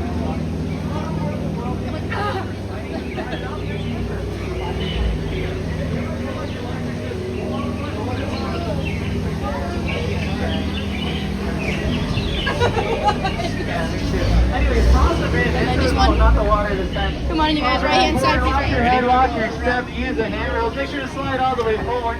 Fill in all the space. George! Hi, how's it going? Skipper George! Slide all the way down, friends. Lock your head and step, use the handrails. Come on board, come on board. Wait, no, come on board. Someone excited, yeah. Better to be overexcited than overboard. Watch your head and step, use the handrails. Go ahead and raise your hand if it's your first time here at the Dumble Cruise. Any first timers? Your first time? Yeah, my first time too. That's okay. Yeah. Looks like we're in the same situation. That's what people say. Watch your head and step. Use the handrails. Go ahead and pack in the boat skids. The more you pack it in, the harder it is for a wild animal to get some of that. We got a great spot right in the front by the skipper. You guys see the Skipper foam George. on the side? Don't worry about those. They're just decorated. Or at least that's what they say. Oh, you're gonna sit in the doorway? You know what that makes you? Adorable. Aww. Big operation to hit something. Wave goodbye to the beautiful people on the dock. We'll never see them again. They never saw us before. That's so great. Welcome aboard the world famous Dumble Cruise. My name is Skipper Jorge, and I'll be your skipper for as far as we can get. While I drive this boat backwards, some safety information. For your safety, remain seated. Keep all hands, arms, feet, and legs inside the boat at all times. And please supervise children. As you may have noticed, we're driving through the rainforest. Can I get an ooh? We just got rained on. Thank you. Can I get an ah? That's what I like to call audience precipitation. It'll get better, I promise. On the right side, the temple of the Forbidden Eye. First named archaeologist Indiana Jones is searching for the world's greatest treasure. One small problem though. He's never going to find it in there because I'm standing up here. On the left side, a 500-pound Himalayan tiger. You know, some days Himalayan down by the water, other days Himalayan by his pal the crocodile, but today it looks like him a standard. Speaking of crocodiles, watch out with Ginger the crocodile. Yeah, Ginger Snap. He's one tough cookie. We're going to continue onwards into the sacred bathing pool of the Indian elephant. And the elephants made sacredly. Go ahead and take your cameras out. Take all the pictures you want. Looks like they all put on their stuff today. And just up ahead is first up. Take an example.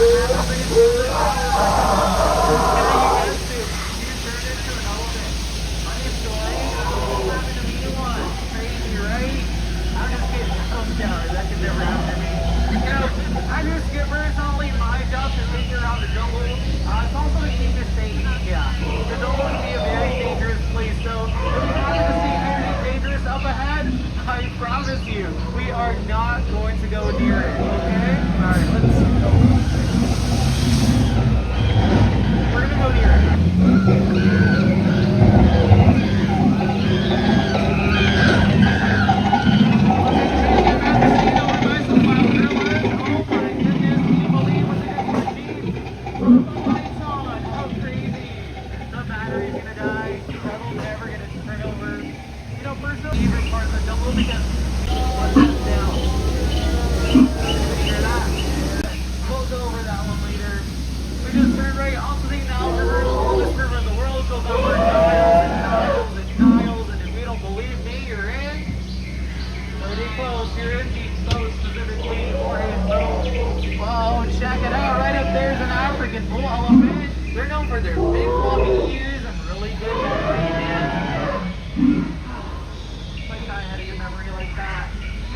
with me for the memory of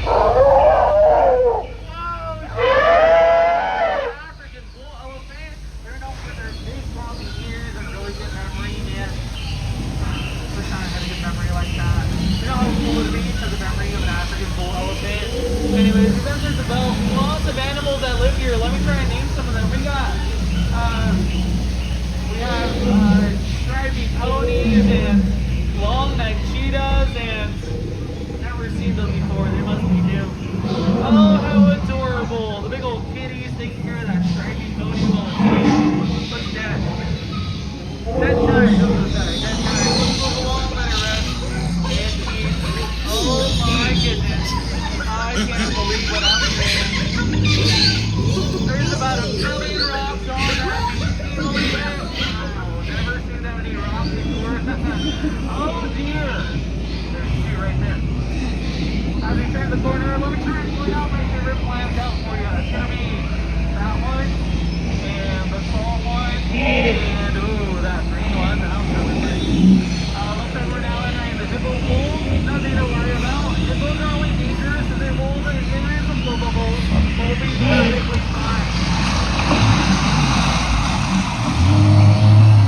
Now I'm perfectly in danger. Nothing to worry about. You have a brain skimmer to protect you. Everyone, cover your ears. I'm gonna scare them away.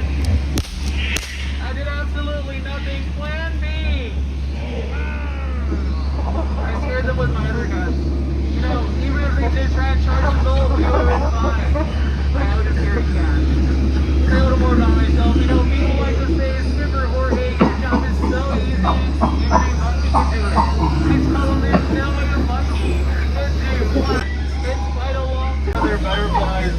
You know, I really like butterflies. Alright, it's still only water. O2H. O2, just me and my friend is a green back there. That's okay. If you guys aren't impressed, I have something way better for you. Ready? The front side of rock. Yeah, lots of people take that one for granted. Even though it's one of the bolder attractions we have here in the Jungle Cruise. Yeah, my sentiments exactly, you know. Makes some people feel jaded, not too sure why. Like to stop and appreciate it because it's quite the diamond in the rough. Quite marvelous, some say. Others call it quite the view. Fine, I'll stop with the rock jokes, I promise. Up ahead on the left is a boa, sitting in a tree. H-I-S-S-I-N-G. First comes love, then comes a very constricting relationship. And no adventure is complete without a photo to remember it. We'll stop over here for just a moment. Everyone smile for the camera. You know, lots of people think we pay that monkey to take pictures. We don't. We just says it for the exposure. Oh, and check out those jokes there. They're trying to set a record. How cool. Alrighty, time for the most dangerous turn of our journey, the return to civilization. As we approach the dock, remain fully seated. Keep all hands, arms, feet, and legs inside the boat at all times. You wouldn't want to get your hands stuck between the boat and the dock. That's a lot of peer pressure. You know, friends, I really enjoyed taking you all out into the jungle today. I hope you've all enjoyed being taken. Wait, that's not how that goes. I really enjoyed having you on my boat today. Hope you've all enjoyed being had. That's not it either. Let's try something else. You guys have been a really great crew, and I'm really bad at goodbye, so instead of goodbye, I'm gonna send you off with this little poem I wrote. It goes like this.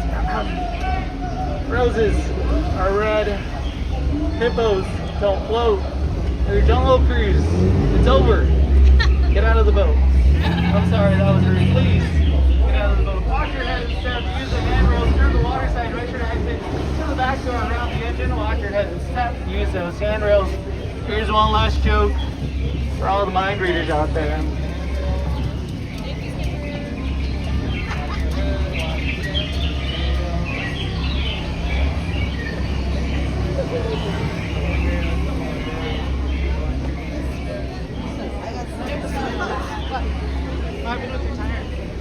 That was awesome! That was the best Jungle Cruise ride I have ever had. The best cruise or voyage, expedition I've ever had on the Jungle Cruise. And I've been on it hundreds of times, but today I had the best spot.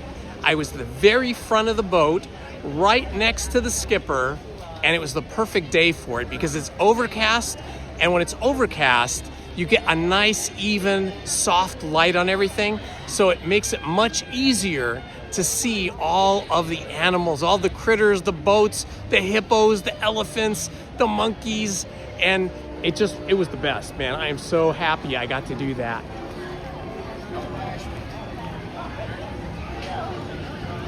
So there is definitely something to be said for overcast days. Welcome everyone. This is Indiana Holmes here at Disneyland in Adventureland. I want to welcome you to the channel. If you're new to the channel, please like, subscribe, and hit the notifications button so you don't miss any of our content. I usually live stream Wednesdays and Sundays, and sometimes Fridays, and sometimes Mondays. I am scheduled to be here on Friday if it's not raining too much.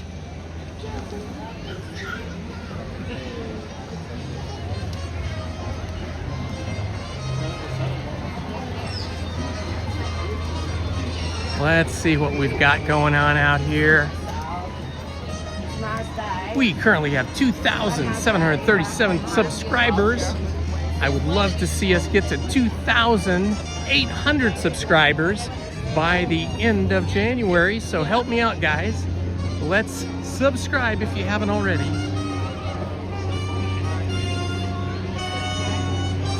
In addition to live streaming, I do Disney history videos. I do breakdowns of the various rides, and I feature parades and bands.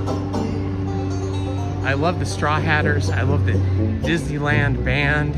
I love the drum corps.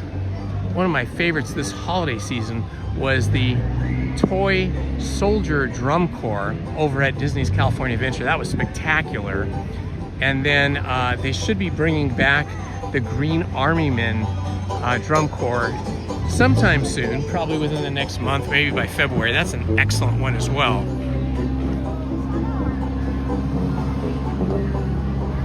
So it looks like we have right here, we've got the Mark Twain paddle wheeler steamship cruising down the rivers of America.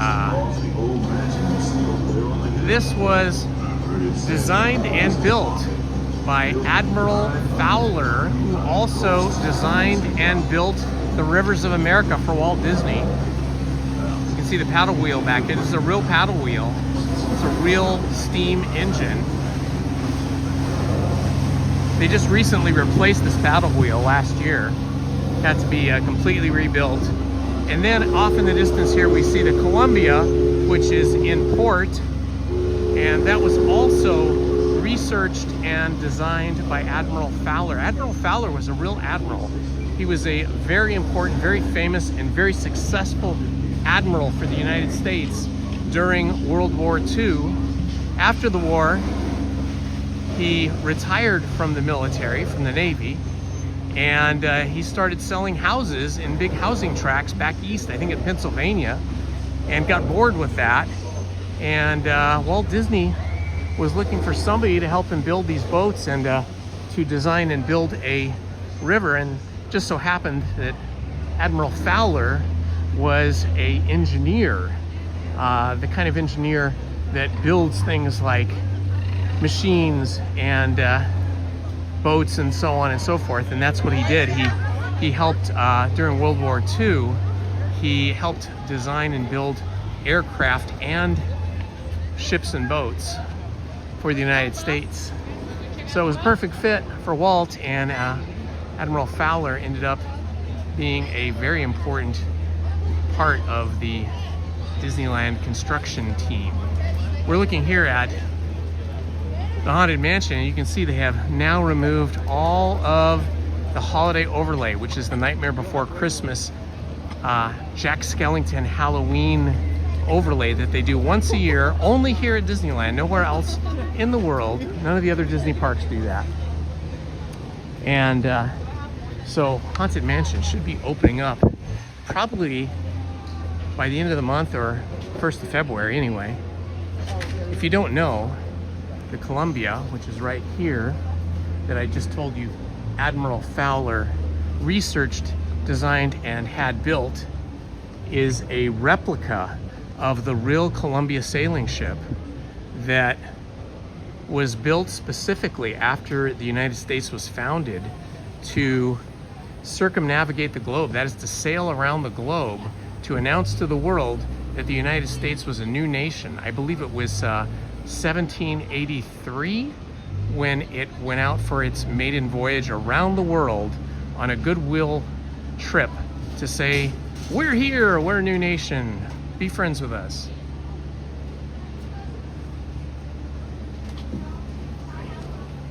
And you'll see right here, this is Fowler's Inn. This is named for Admiral Fowler in his honor. This area back here is all back kitchen for the Harbor Galley, which is right here. They serve clam chowder and beef stew and lobster rolls. So this is all back kitchen area. Look at the size. Look at the size of that anchor. It's huge. Wow.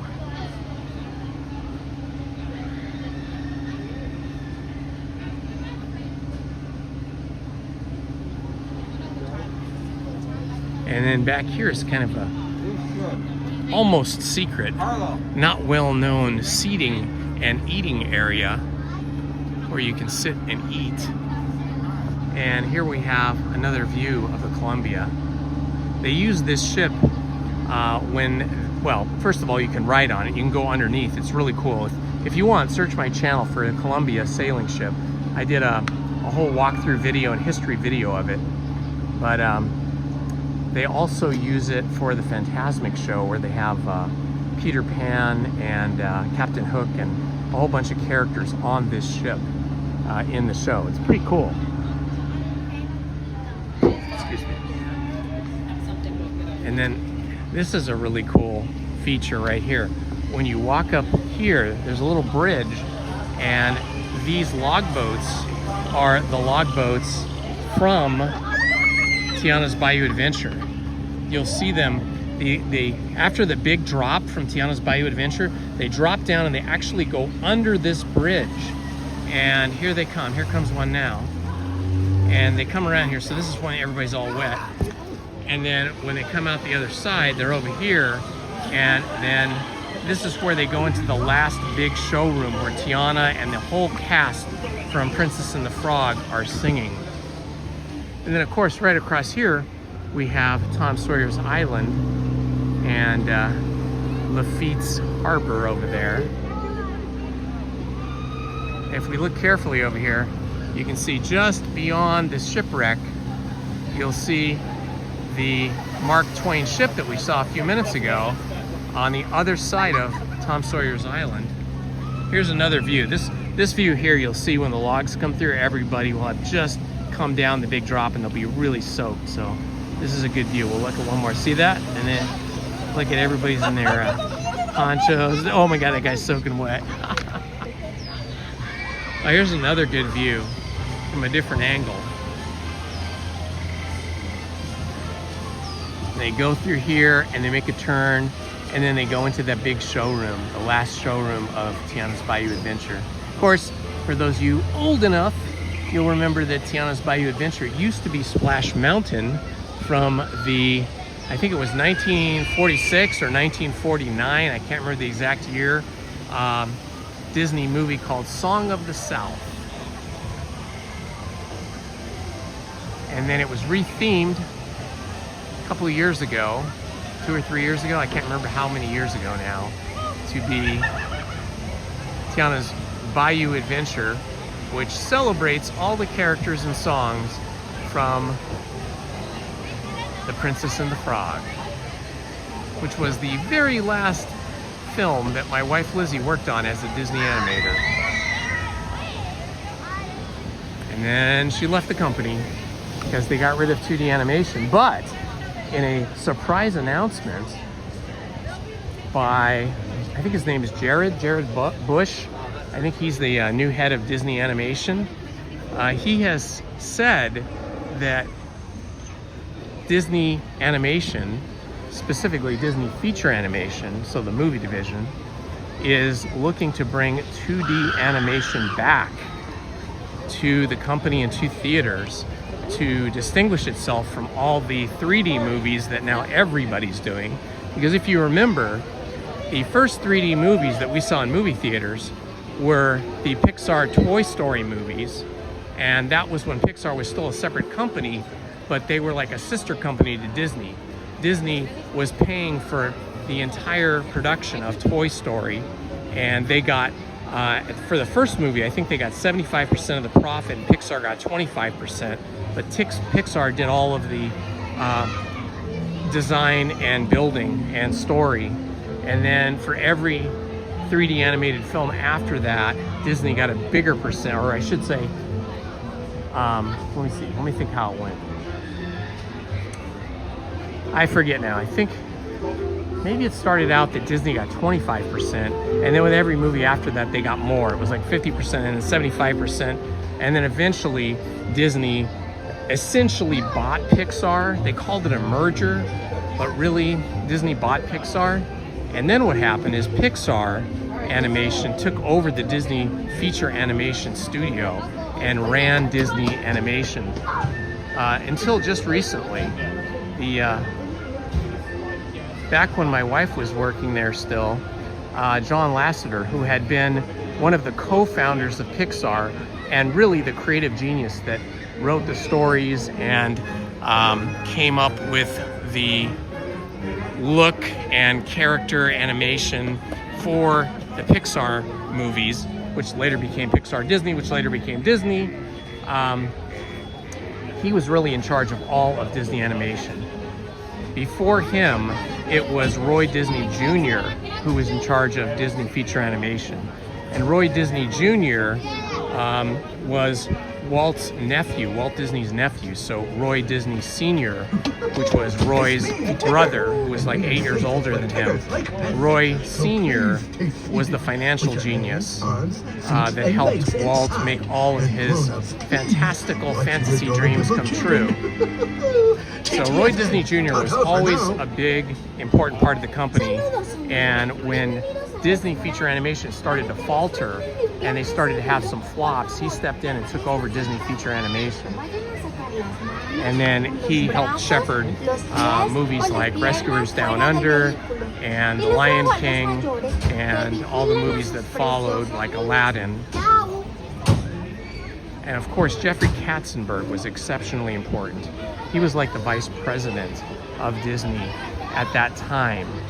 And he was sort of really partners with Roy Disney Jr. in terms of the animation. He really helped bring animation back. But I think there was a little bit of maybe a rift or maybe a little bit of jealousy between the two. And eventually they pushed, and eventually they sort of disrespected Jeffrey Katzenberg by not treating him well enough. He ended up leaving the company, and he joined up with David Geffen of Geffen Records and Steven Spielberg, and the three of them founded the animation studio DreamWorks, which went into competition with Disney and had a lot of really great hits. You probably remember Shrek, that was one of theirs. And then eventually they sold DreamWorks to, I think it was Universal. I think they teamed up with Universal because Steven Spielberg always had a big relationship with Universal because they gave him his first break when he made his first films. They funded his first films as a director and many films after his first one. Yeah, Bugs Life was awesome. They used to have Bugs Land over in California Adventure, which was super cool because when you walked into Bugs Land, you felt like a little bug because everything was like really giant, and then there was like bug characters that were human sized. But then they replaced that with Cars Land because Cars became such a big hit. Hello, Chafabro. Good to see you, my friend.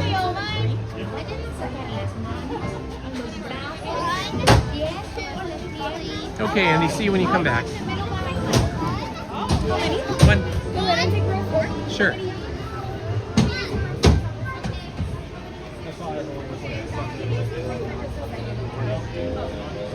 I love Winnie the Pooh. The Adventures of Winnie, the Mini Adventures of Winnie the Pooh and the House on Pooh Corner books. Two of my favorite childhood books. I even enjoyed reading them as an adult last year on my other channel, Storytime with Indiana Holmes. And I love this ride because it just captures all of the magic and the feeling of the Winnie the Pooh stories.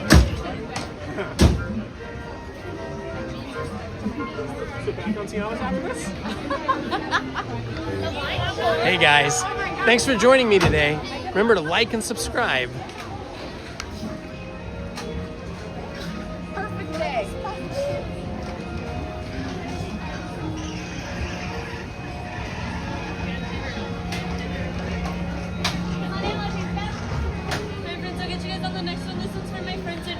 Sure, sure. Oh, we're gonna get the blustery honeycomb. This one's called blustery. Right there, they each have a name. It's engraved into the front bumper. This one was Winnie the Pooh, or just Winnie.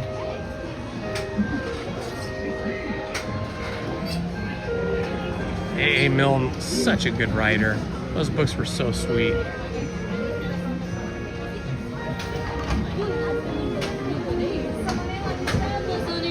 Yeah, the Winnie the Pooh stories are all about friendship and then growing up and leaving childhood behind, you know, by the last chapter, the last book.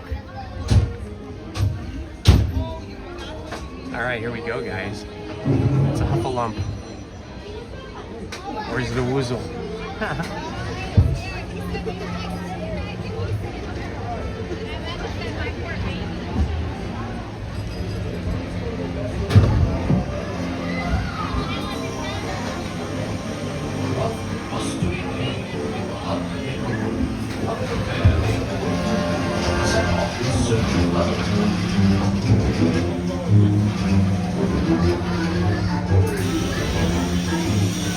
One blustering day in the 100th North, a little bear named Winnie the Pooh set off in search of honey.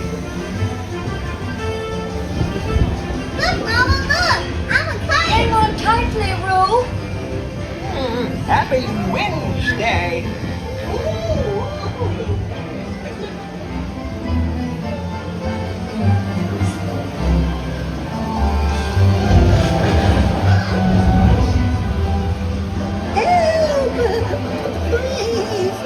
We'll save you, Piglet! First the wind, and now this. Whee! This is fun! Goodness gracious! Hello! Tongue to bump and titter.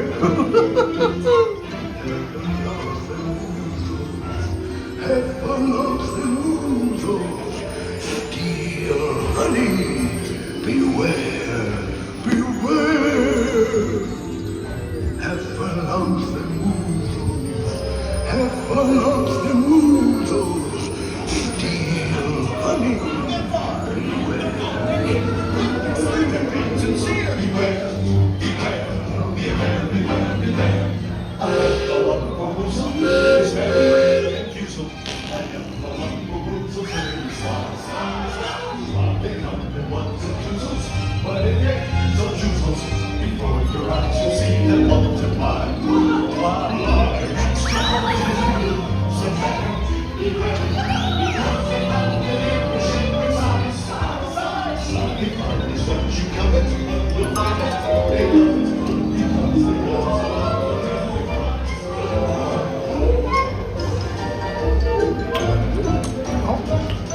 What a wonderful dream.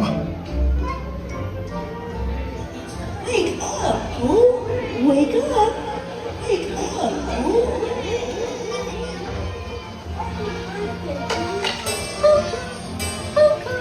Pooh boy, it's your birthday. It's time for your party, Pooh! Happy birthday! Happy birthday! These are all for you, Pooh Bear. Look at all Pooh's presents. If you don't like my present, I'll take it back. Chickens just love giving presents. Wasn't that fun?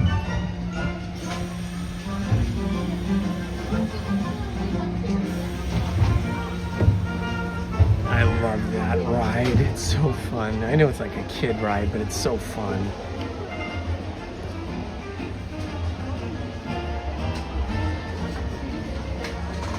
Hello, Haunted Minnie. Welcome back, my friend.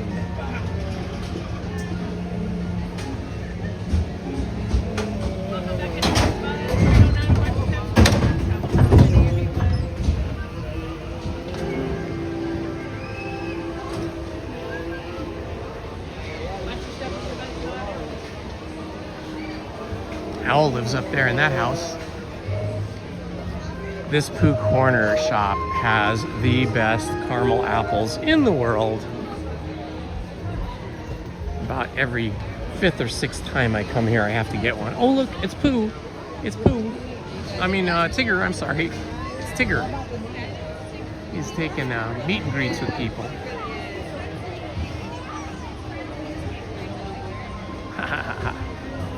Tigger's great.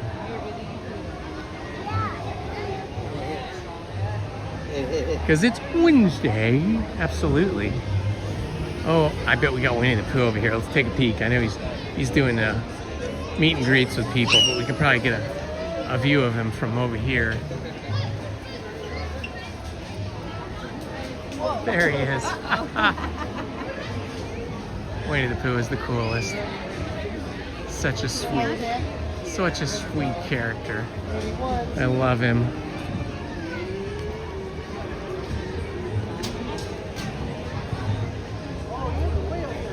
Winnie the Pooh, Christopher Robin, Tigger, Eeyore, Rabbit,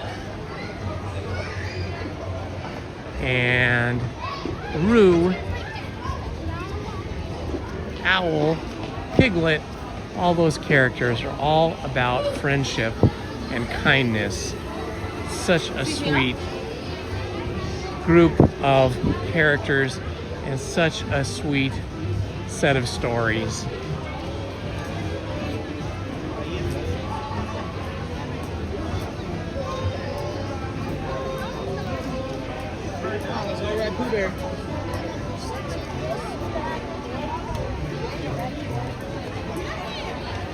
I love this cool weather. It's neither cold nor hot. I mean, I have a light Disney sweatshirt on, and then I have my adventure jacket on with all my patches and badges or pins, and it's just right. It's just right. It's not too hot. It's not too cold. So we're gonna go up to Hungry Bear Jamboree, Barbecue Jamboree, because I haven't eaten here in a while. There's a line. It's usually huge here, and order some lunch. Have some lunch. Awesome. All right, let's see what we're gonna have.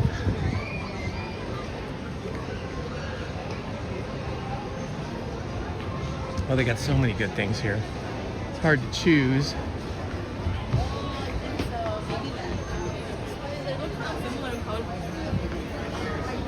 Hello, how are you? Good. Let's see. I think I'll have the smoked Angus beef burger with pulled pork. Everything on it okay? Yeah. Anything else for you? Oh, I think that'll do it. No drink? Then I got a bottle of water with me. I think I'll just drink that. Did you have any passes? I do. Let me get that out for you. Here we go. Can I get a name for the order? Sure. Indy? My nickname. It's going to be 1784. All right.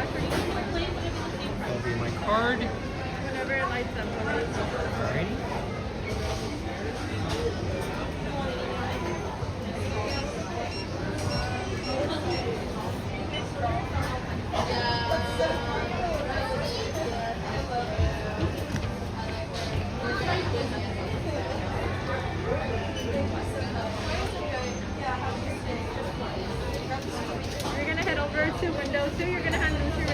Thank you, Angelica. All right. Hi, how are you? I'm great, how are you? Excellent. Perfect, that's what we'd like to hear. It is perfect. Would you like your receipt back or are you okay? I'm fine, I don't need it, thanks. I was like, you're okay with me keeping it? Oh yeah, you just keep it. Yeah, I know you gotta stack them at home. You're saving them up. We actually do save them up and then we throw it to the back where all the recycling goes. That's good. It's good to hear they get recycled. Right. It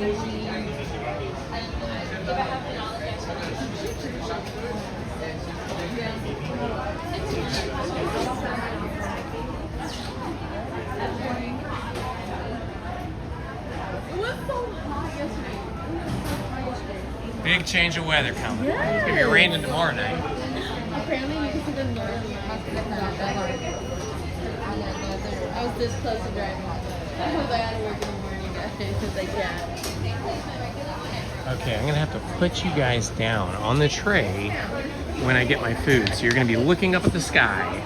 Alrighty, for Andy. Can I have a green tray? Of course. Thank you. Super duper. Do you need your receipt back or your? I think I'm okay. I don't think I need it. Perfect. No. No worries. Enjoy. Okay, I guess I didn't have to put you down because I didn't get a drink this time because I have a bottle of water with me.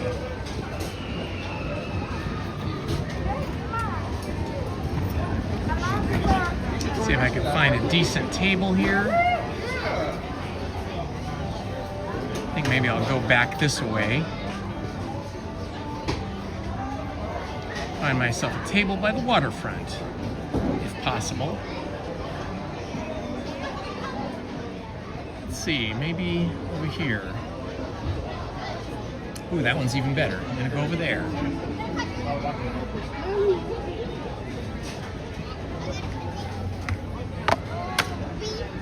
It's got a nice view here. I don't know if you guys will be able to see it when I sit down.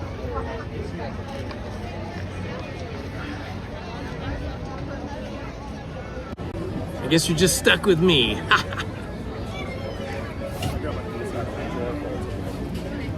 Got my Mickey. I think it's a good time to charge my phone too, so I think I'll get my charger out. I have to stand up to do this.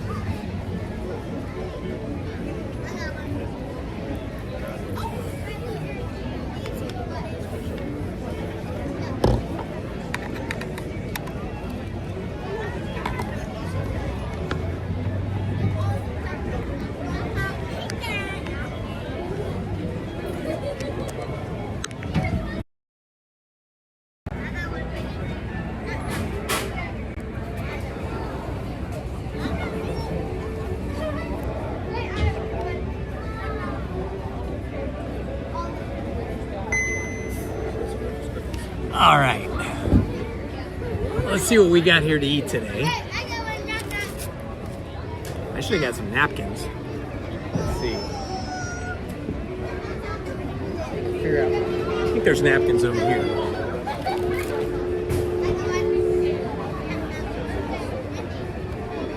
Oh, they're way over there.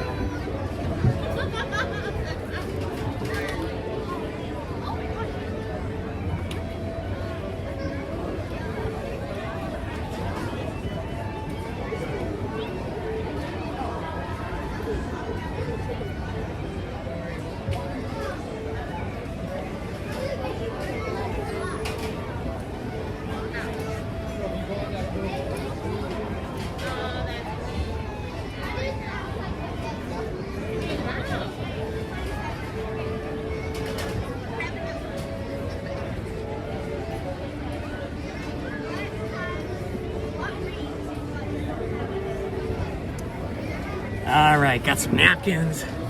Wait till you see what I got to eat. Looks kind of spectacular.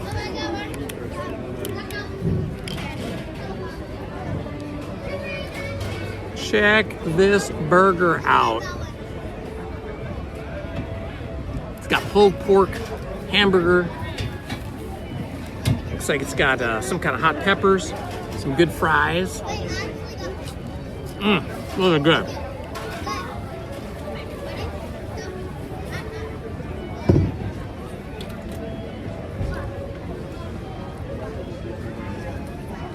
Okay, here goes.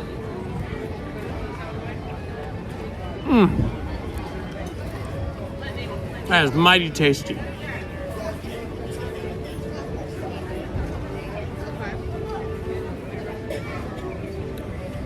Yeah, it is really good.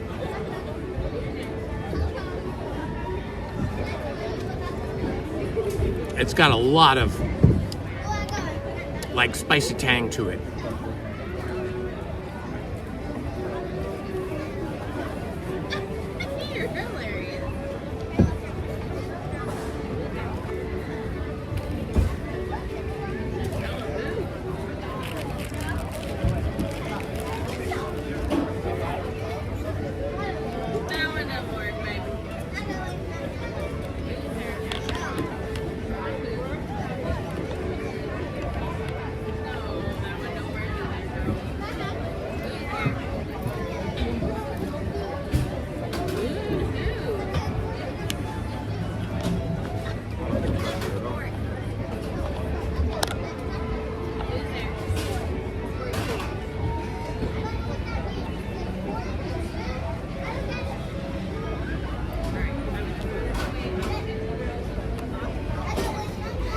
Ah, so good.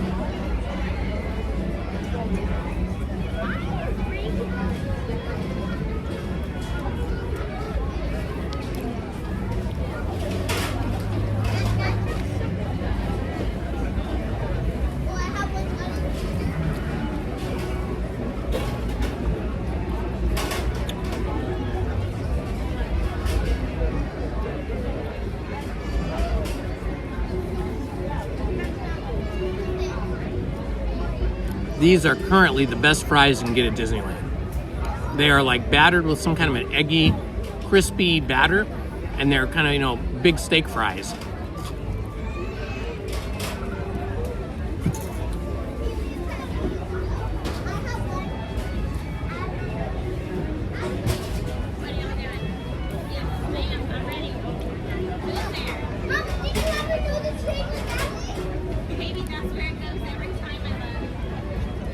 What'd you guys have for lunch today?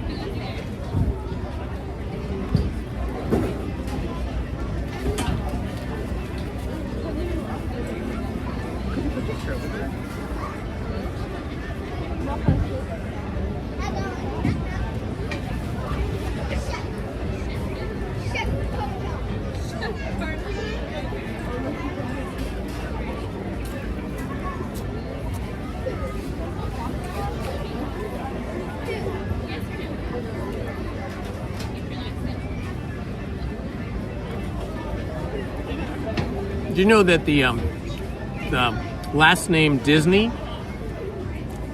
is actually sort of a made-up name?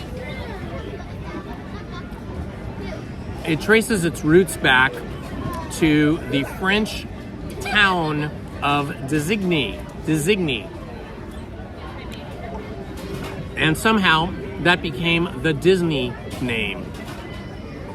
You know how names get changed over time, especially when you move from one country to another. We have a lot of history of that here in the United States, where when people immigrated, they came through Ellis Island or one of the other areas of immigration, and the immigration officers did their paperwork. A lot of times they couldn't understand the name or they couldn't write it right, and so they just gave them kind of a new name. It's like they changed their name on the immigration forms. Not the people that immigrated, but the people that worked for the government that were writing down the names. So Dissigny was the town in France where Disney's family, I guess, originally came from. When they came here first to Canada and then to the United States, it got changed to Disney.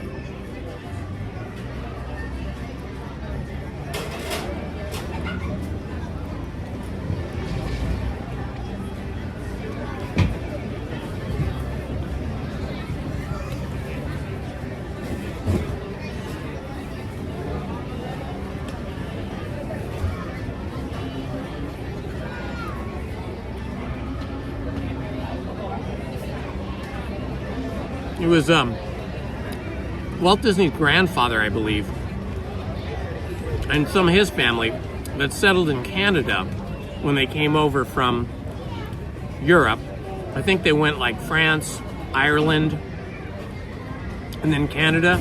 And then eventually it was Disney's father, Elias Disney, that was brought by his father into the U.S. and became American.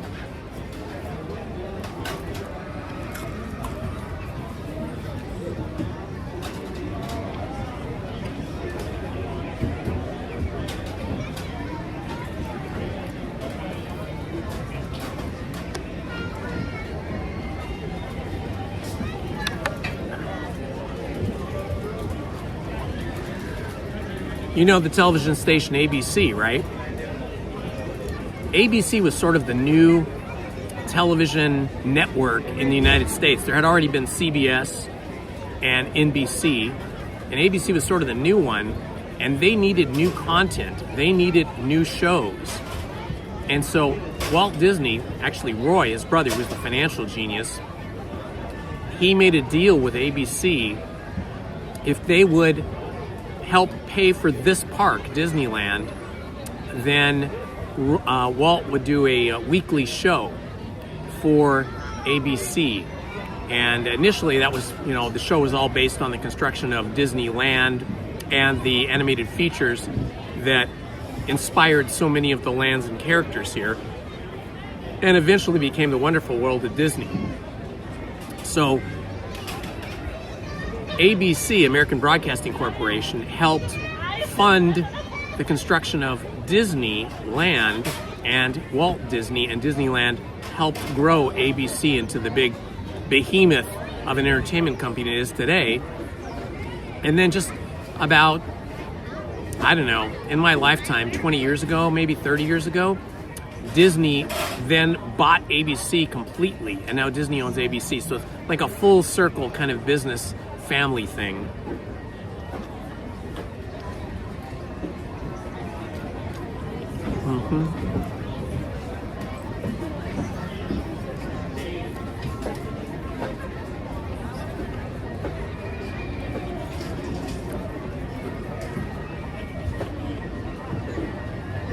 Yeah, Sydney.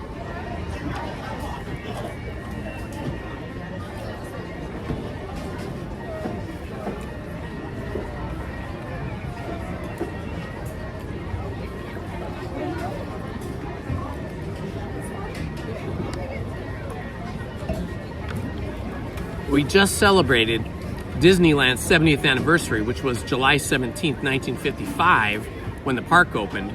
We celebrated the 70th anniversary this summer, July 17th, 2025. And I don't know if you know this, but when the park opened, they were working like 24/7 for weeks trying to get this park open. And Disney needed the money badly. They needed to open the park badly because, he had to mortgage his house, everything, to help pay for this. And they borrowed money from whoever would give it to them, but there wasn't a lot to go around. Not a lot of people, not a lot of companies or banks believed in Walt Disney's dream for Disneyland. Bank of America did, though, and they ended up having a bank here on Main Street right after you enter for about 50 years.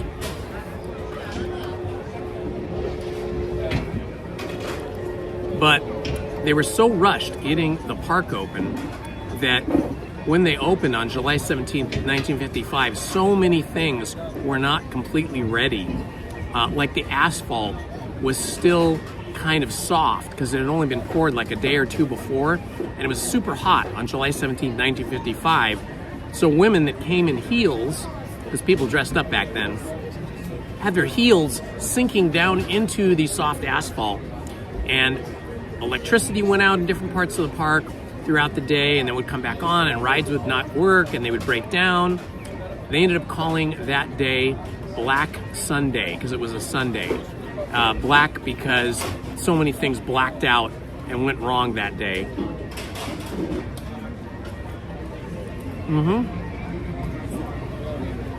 Yes, I am, Bridget.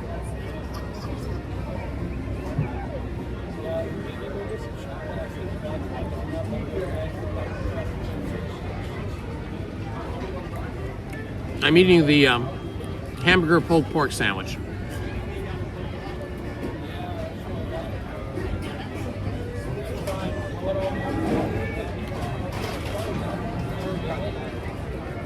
Some of the stuff's falling out. I got to put it back in. Yeah, it's a hamburger with pulled pork on top, and all kinds of like spicy onions and green peppers and cheese.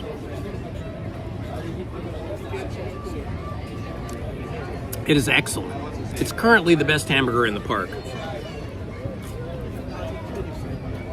They used to have one similar to this, but different because it had a like a chipotle aioli sauce on it over at Galaxy Grill in Tomorrowland. That was the best one for about 2 years.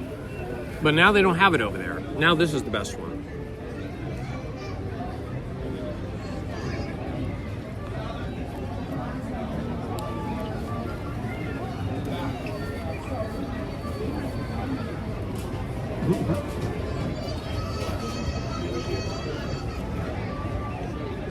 Yeah, it's Angus beef too, so it's really good hamburger.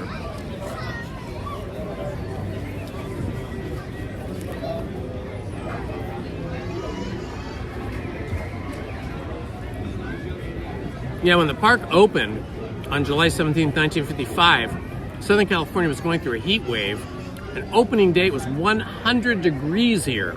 Can you imagine? And at that time, they didn't have enough water fountains because Walt Disney ran out of money to build the park. So he had a choice of either building bathrooms or water fountains. He chose bathrooms.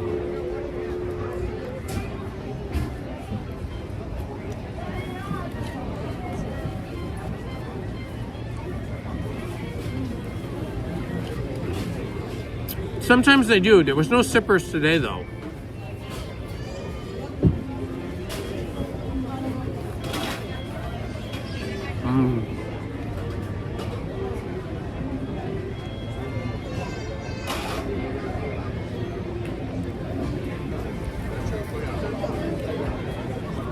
On top of running short of money, there had been a plumber's strike in the month before the park opened, and so there wasn't enough plumbers to go around. So whatever plumbers they had to use, to the best they could use them, and so that's why they built the bathrooms and didn't put many water fountains in.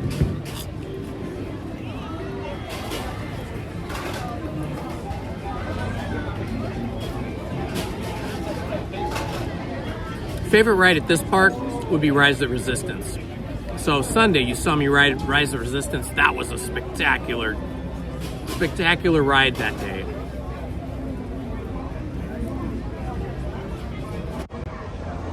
I don't know if you can see it. You probably can't. Let me see.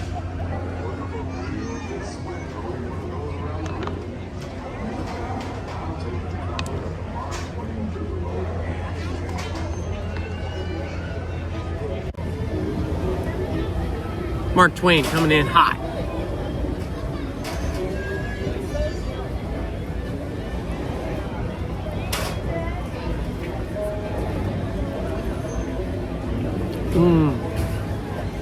As a kid, that was my favorite ride, Adventure Through Inner Space. No, that's where Astro Blaster is now. I'm not, yeah, Astro Blaster.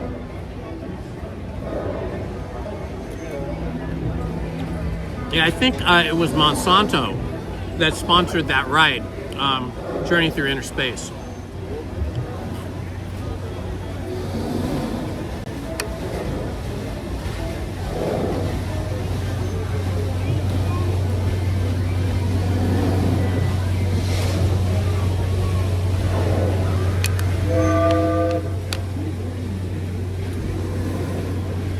When Walt Disney passed away in 1966, they had already started planning building Disney World over in Orlando.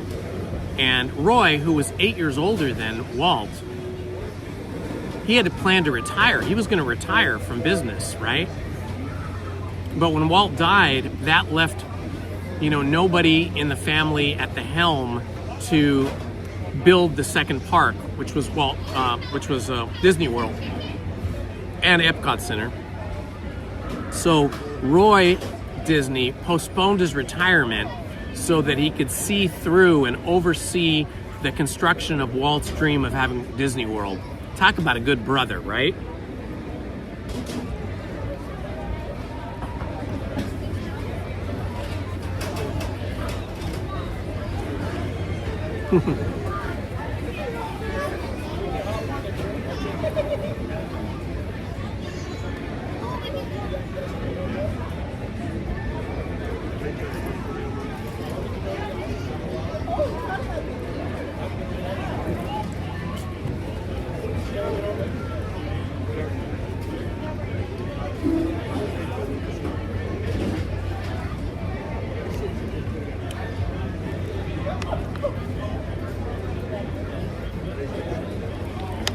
In case you don't know, if you live near San Francisco, or if you ever plan on taking a family vacation or a trip to San Francisco, the Walt Disney family, not the corporation, but the Walt Disney family, built the Walt Disney Family Museum in San Francisco in the Embarcadero, which used to be like a Navy base, Navy Marine base, I guess, maybe some type of military base, but I think it was Navy.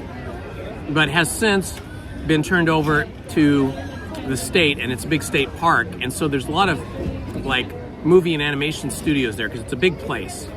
And Walt Disney family, the family of Disney, they built the family museum up there, so it's worth going if you're taking a trip to San Francisco.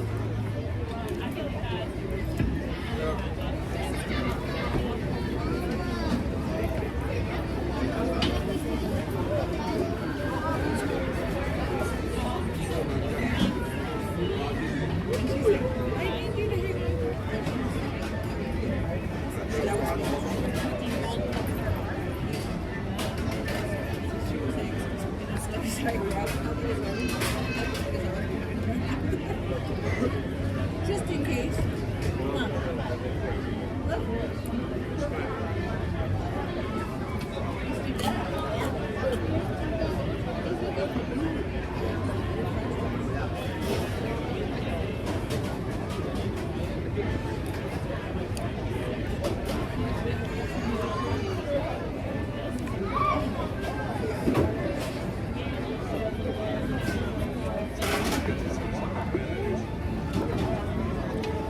Roy had, I should say Walt, had two other brothers. Of course, Roy, who was 8 years older than him and became his business partner, founded the studios, the parks, everything. But he also had the oldest brother, whose name was Herbert, and he worked for the post office. And his middle brother was Raymond, and he was an insurance salesman.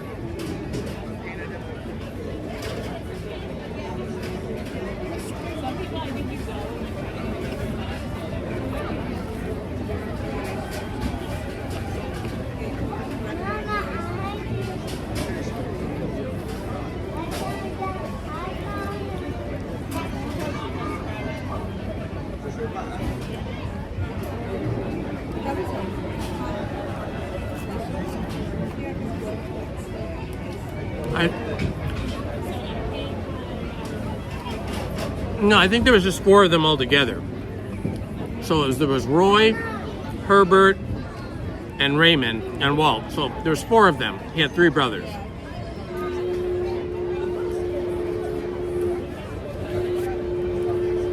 Walt's wife, Lillian, he met her at his own studio.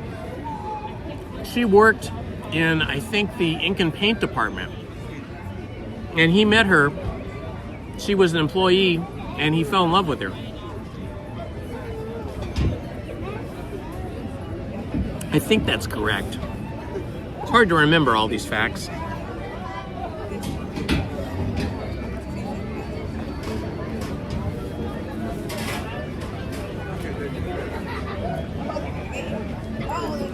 These fries are the best ones in Disneyland.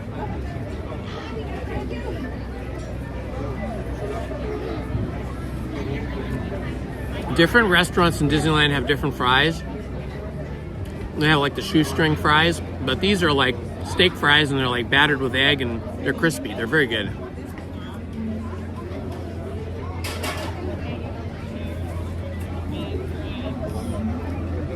Let me think about that.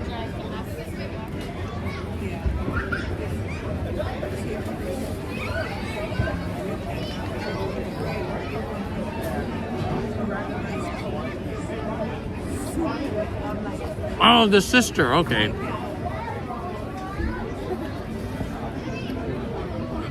Thank you, Andy.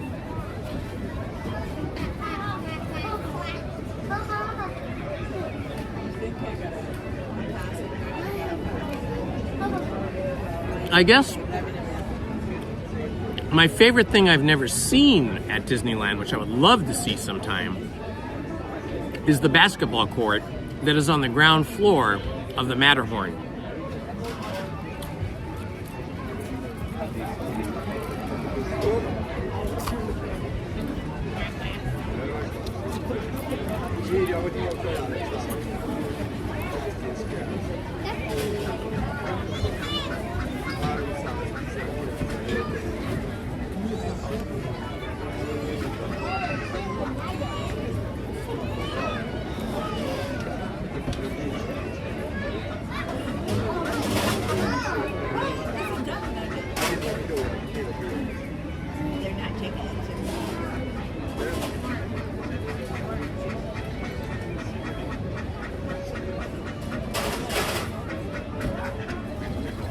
Some really loud ducks behind me. They sounded like they were right behind me.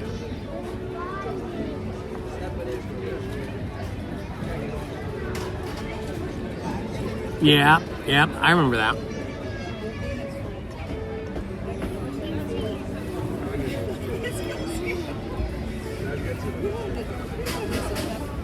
I think Eisner was the CEO when my wife was working there. So I saw him at some parties, but I never got to meet him and shake his hand. He was always surrounded by a lot of luminaries.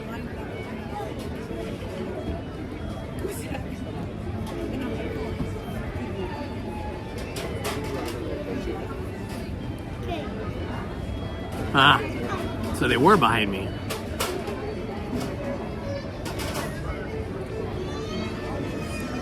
Let's see if I can see what the wait times look like here. Man, that was a spicy burger. Oh, I loved America Sings. Yeah, America Sings was awesome.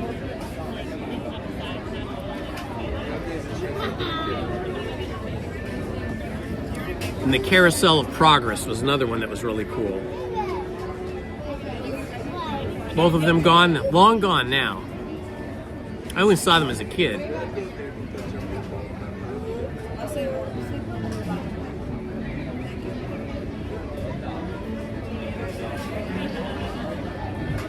Well, it is a pretty quiet day here today. Looking at the ride times.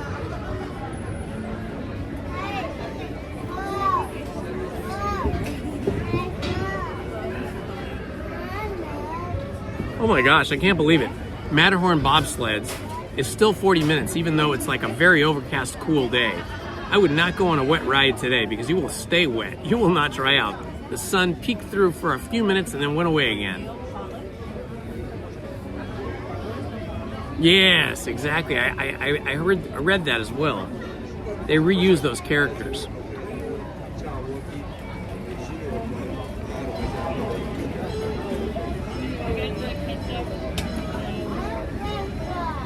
Might have to take a walk over to Galaxy's Edge, see if we can see any Star Wars characters over there. I don't know when they're going to do it, but Disney has announced that they're going to bring the Star Wars New Hope characters to Galaxy's Edge. So that means we're going to have Han Solo and Luke Skywalker and Princess Leia, as well as C-3PO. Occasionally I've seen C-3PO here, but not very often, like maybe 3 times in 3 years. R2-D2 you see all the time, Chewbacca you see all the time, and then Rey Skywalker and Kylo Ren, and of course the Stormtroopers. But we only just this last year, I think it was beginning in the summer. Hey, sorry. Hi. What's the name of your channel? Oh, it's like this, Indiana Holmes, Holmes. Indiana Holmes on YouTube. Okay. Okay? I checked out. Thanks, guys. Subscribe.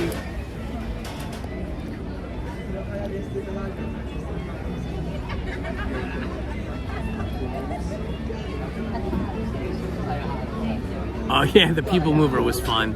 I like the People Mover because when you were tired, you could get on the People Mover and it would just slowly take you around Tomorrowland from above, give you a little break, and you got to see all this really cool stuff. No, I don't. Boy, there was a second shooting gallery? I only remember the one.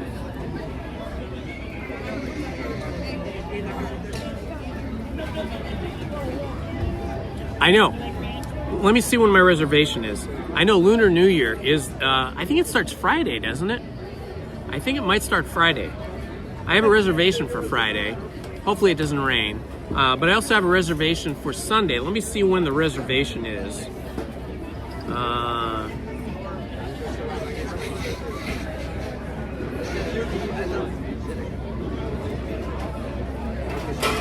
Theme park reservation. Park reservations. Let me see which park I'm supposed to go to.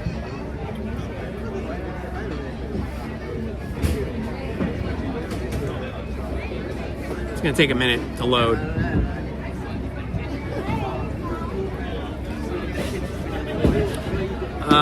Let's see. Sunday the 23rd. Is that right? No, that's Friday. It looks like Friday I'm here at Disneyland. Sunday I'm at Disneyland as well. But if they let me change, I might change my reservation to California Adventure, because I definitely want to do Lunar New Year, because that Lunar New Year parade is awesome.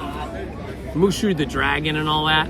I did a video of that last year. You can search the channel and you can see I've got probably 2 videos of that, one in the day and one in the evening.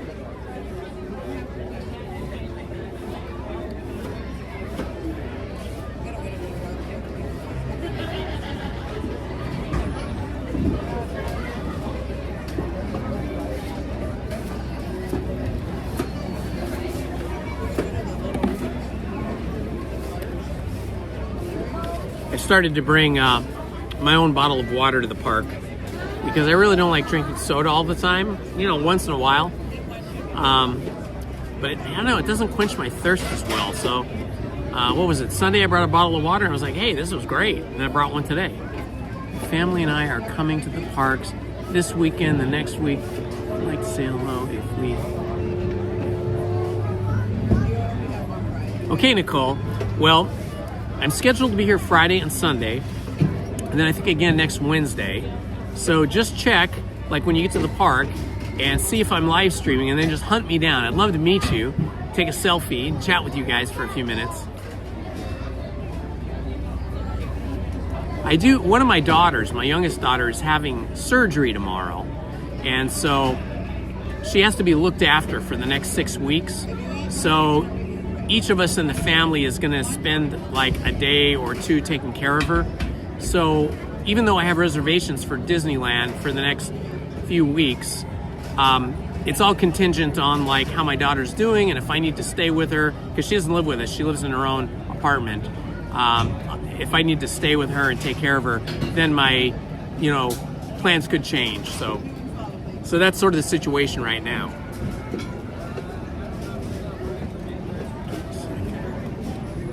Oh yeah, Mandalorian missions. I want to get over to Smuggler's Run probably right after I finish up here.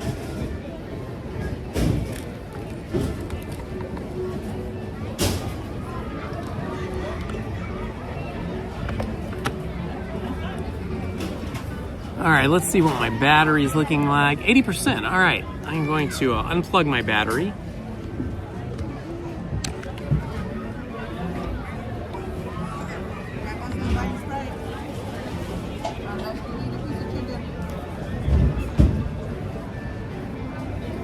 Put my battery back away.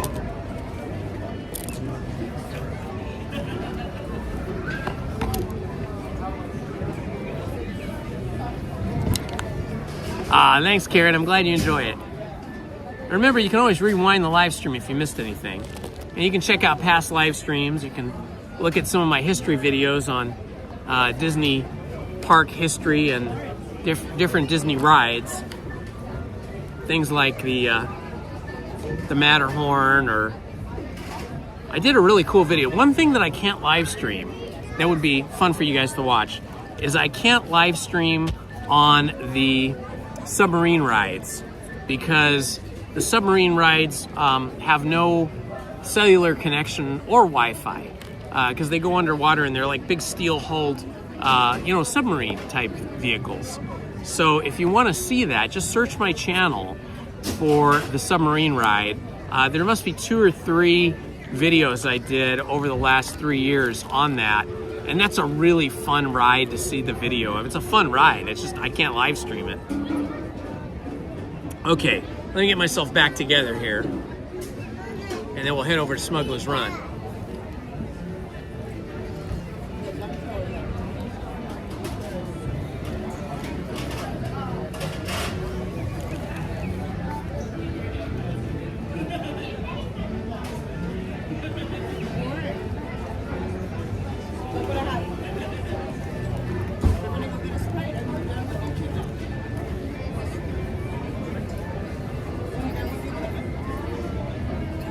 Currently 64 degrees, so it hasn't warmed up too much. Started the day out at 59 degrees, now it's 64.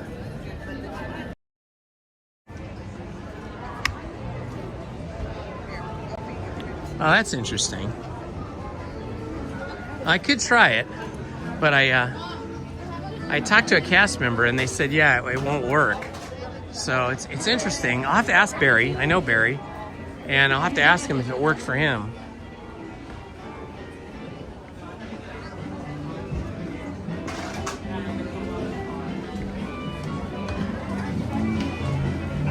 All right, that was super yummy. Oh, look, they have Bayou Country medallions.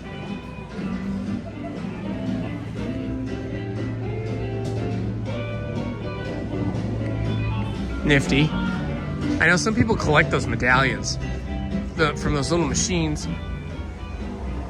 Oh, here comes the Mark Twain again. I'm gonna get a good view of it right here as it goes by us. It's cool to see it go by and then hear the music too.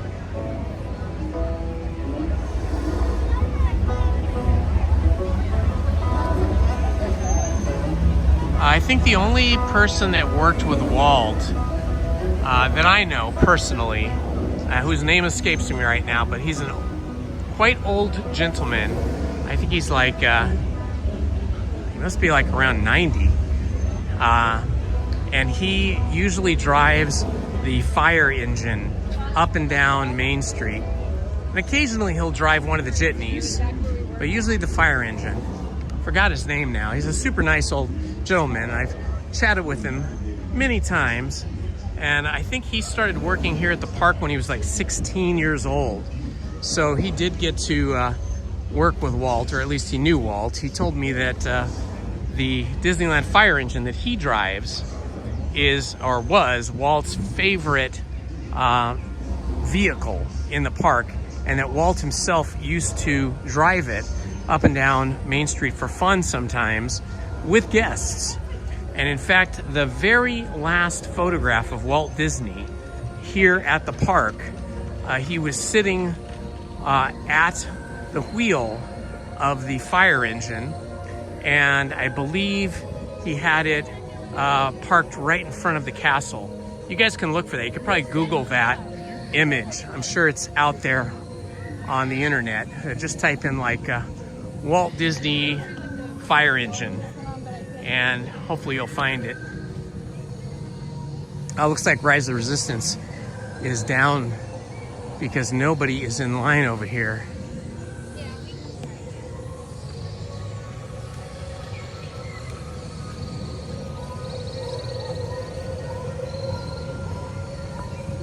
Oh, look!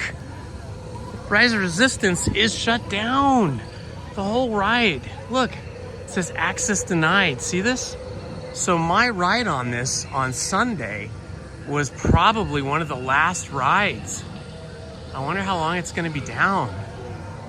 I forgot. I had heard that it was going to go down for some kind of maintenance, but I didn't think that was until later in spring.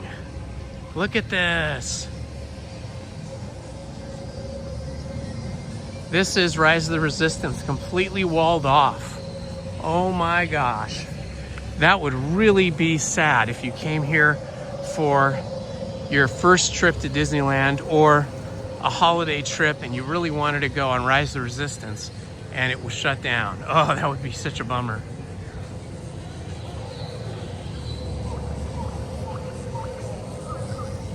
No wonder it's so quiet over here. Rise of the Resistance is closed. Wow, I was so lucky then on Sunday when I rode this.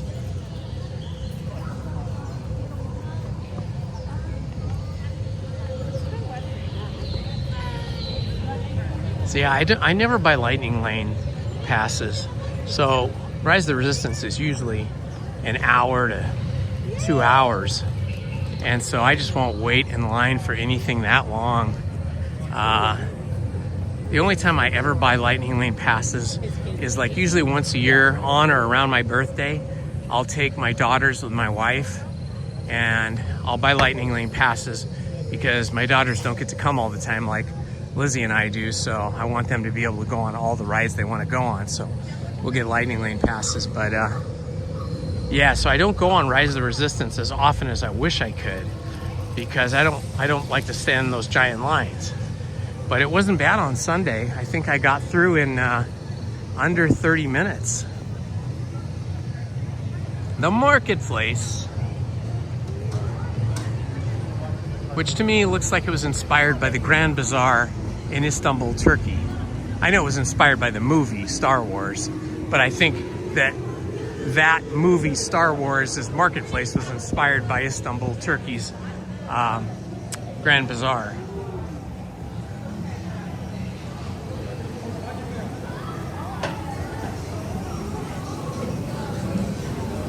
Oh my gosh. Is that Boba Fett or the Mandalorian up ahead? Ah, Mandalorian up ahead.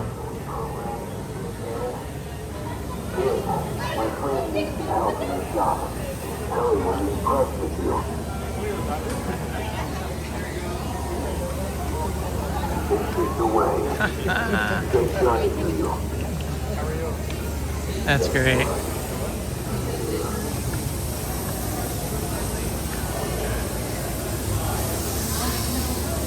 Yes, Mark Twain is on a track, and so is the Columbia.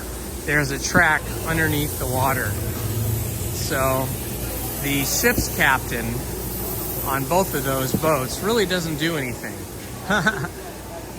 I think they just control like the forward or reverse power.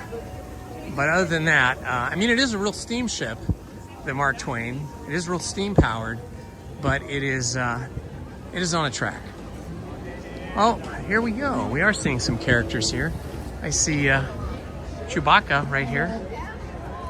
There he is, working his way through the crowd.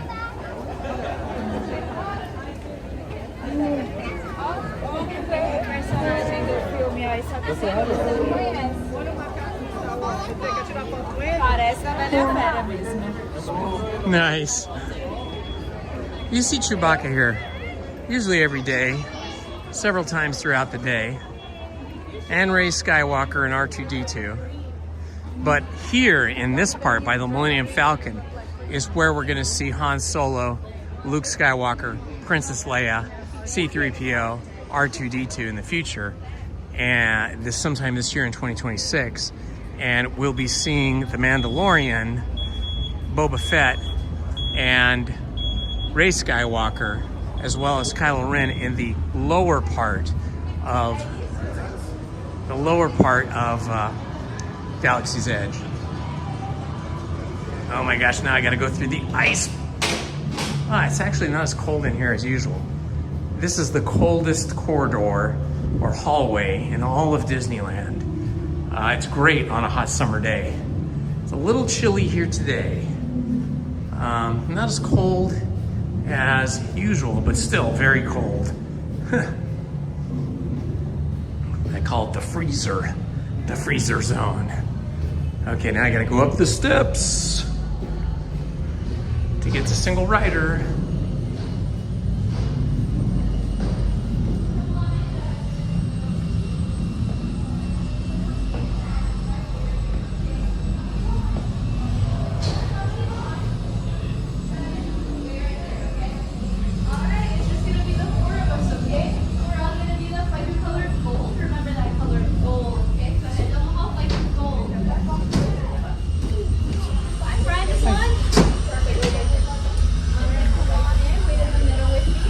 The stairs were a little tiring after eating all that food. And my knees are a little tired. My legs are a little tired after that 9-mile hike that we did on Saturday. Oh, okay. All right. We're all gonna be the like your color bronze today, okay? What color? Bronze. Perfect. Come on in.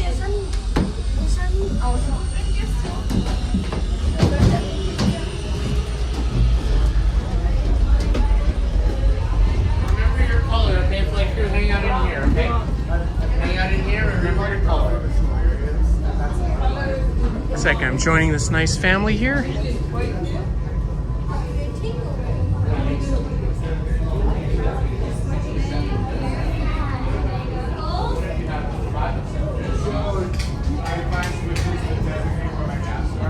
I just love this show building. It's so cool. Bronze, come here, guys. Come on, guys.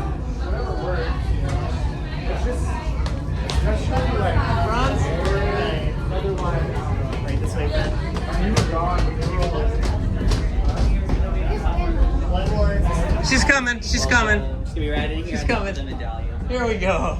We thought we lost you. Right in here. We're just gonna watch the TV for a little bit and I'll send you in, okay? You will be intercepting a first-order train shipment of coaxium. Gunners, you clear the path. Pilots, line up behind the train. And engineers, you are Yes. that precious cargo. Now, as you go forth, my friends, I want to remind you to be careful. Safety first. Well, profit first, but safety is a close second. I want to make sure you and the cargo get back with no mishaps. Yes, they are bringing Darth Vader Sounded back. like a mishap. R5, what is going on? A power fluctuation in the main hangar generator. That's impossible. I had all those components checked personally. Well, okay, my friends. This is what we in the business call a power failure. But it is no cause for concern, as we have systems in place to deal with this sort of emergency power supply. Just what I was about to suggest. 2 minutes. 2 minutes? Why? What are we supposed to do until then? Stand around in the dark like a cave full of Minox? Tough thing never happens around here. Really? It happens twice a day? Just follow the crew member, my friends, and I assure you, everything else on today's mission will go perfectly. So we're gonna wait here till the other crew gets off and I'll get Yes, they are going to be bringing Darth Vader to this part of Galaxy's Edge. We're going to have Darth Vader, Han Solo, Luke Skywalker, Then what do you want to Princess Leia, engineer, and then you want to be a pilot. and I'll teach you all. R2-D2, these characters are showing up. I would guess they'll start rolling them in and testing them out in spring, and then they'll probably have them all summer and the rest of the year. You're just hitting all the flashing buttons to fix things in case my pilots crash or break anything. So I'd say engineer's the easiest, and then gunner, the square button to shoot, and the circle button for your missiles. Cool. Do unlimited ammo as well, okay? Are we going to sit down? Yeah, you'll be sitting with seatbelts. Yeah. Is it like only one lever that I just keep? Yeah, I'll show you in front of you. It's like a little lever. It's kind of like a little quarter of a steering wheel, pretty much. You can't miss it. Just wait right here. I'm going to help the other crew off, and they'll get you guys on, okay? Getting off to a slow start here. Smuggler's Run for some reason.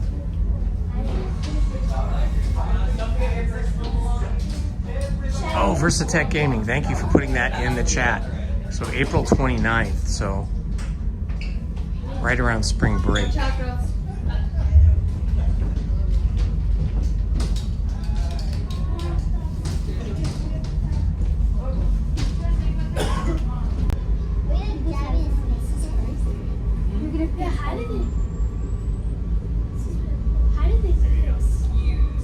Excuse me, sorry. It's just, yeah, you guys are good. You can head on in now.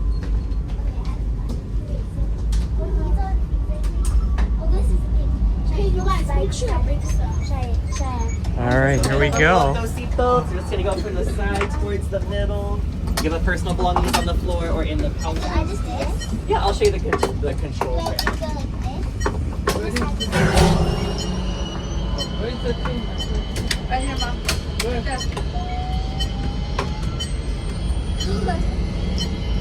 Where are we going? Perfect. And all together, go ahead and tug on that yellow tab on your seatbelt. Perfect, perfect. Awesome. You're gonna go just side to side. We got a very young crew here. This should be interesting. Is this a backpack on your back, or is it just like a little? Oh yeah, you're good. You can leave it on then. And then yeah, yours is good too, as long as it's not a backpack. So just side to side like that. You're gonna go forwards to go down, and towards your body to go up. Okay? Yes, up like that, and then down like that. And then all the flashing buttons and levers, just press them or pull them. Okay? So if I want to go like this way, I just go like Yeah, yours is normal. Left is left, right is right. And then for my gunners, square buttons how you shoot, and then circle buttons to launch off the missiles. Just press on both. And then for you, it'll be the square button to shoot, and the circle button for your missiles. You have unlimited ammo, okay? My engineers, every flashing button in order to fix everything. And then for the camera, does it extend at all or no? No? Okay, good. As long as it's not a selfie stick. Yeah, doesn't do that. All gonna fly through every flashing button and have a good run.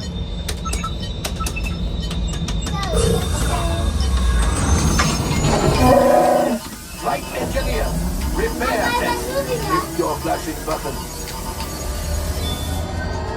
You'd better be faster when we get into real trouble. Right, pilot, push the flashing button to take off. Pilot on the left, move your stick to fly right and left. I was just about to say that. Pilot on the right, go back on the stick to fly out and push forward to fly down. Left pilot, hit the boosters. Now let's go get that coaxial. Right pilot, make the jump to light speed.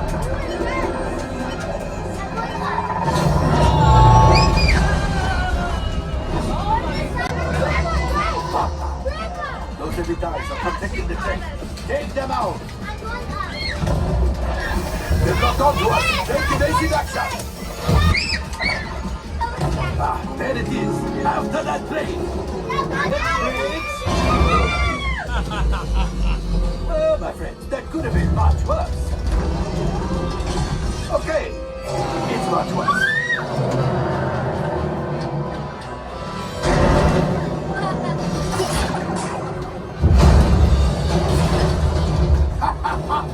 Yes, you got one. Excellent, my friends. Now power up the ship. Well, I have the gold taxi out. You see, just as I promised, right? Come on, let's get another container of coaxium. Yeah! Pilots, line up behind the train so we can harpoon that last car. Get behind the train. Flight engineers, fire the harpoons and reel us in. Gunners, shoot the train. Yes, keep flashing those controls. Keep shooting!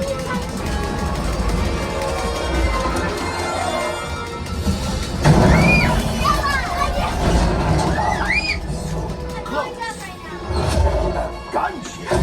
Oh, that's ridiculous. Things are getting too hot. Coming out of here.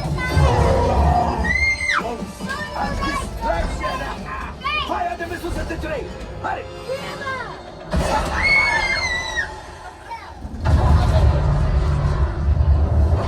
The Star Destroyer is collapsing. Let's get out of here.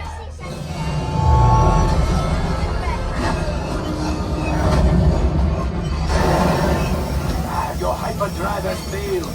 Pilots, evasive maneuvers. We've got company. Chewie's right. We cannot let them follow us back to the resistance. Only 3 left. 2 more. You did it. Watch out. Oh, that's going to greatly help the resistance. You have heard the First Order and made Chewie proud. Now, after my modest profit, your gun minus what you owe me for damaging the Falcon is. Oh, that is rough.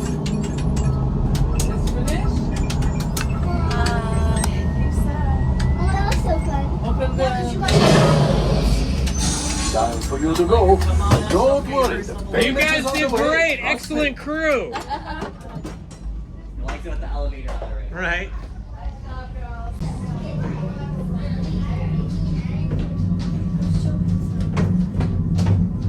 Do you work for Disney? No, I don't. I just have a magic key. My wife used to be an animator, so she's still working, but I'm retired, so I come all the time. But you know, you guys were one of the best crews I've seen in months. You did really good. Why?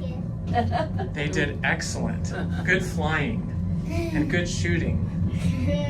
You come every month? I come Wednesdays and Sundays. On Sundays, my wife comes with me. Wednesdays, I come by myself. Oh, that's nice. So you love it that much? Oh, yeah. I just came like for lunch today. A few rides. Oh, that's nice.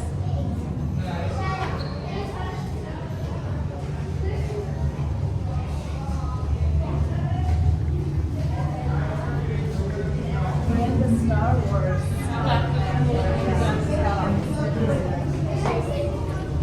That was a fun ride. Those little kids were really good pilots. They did fantastic.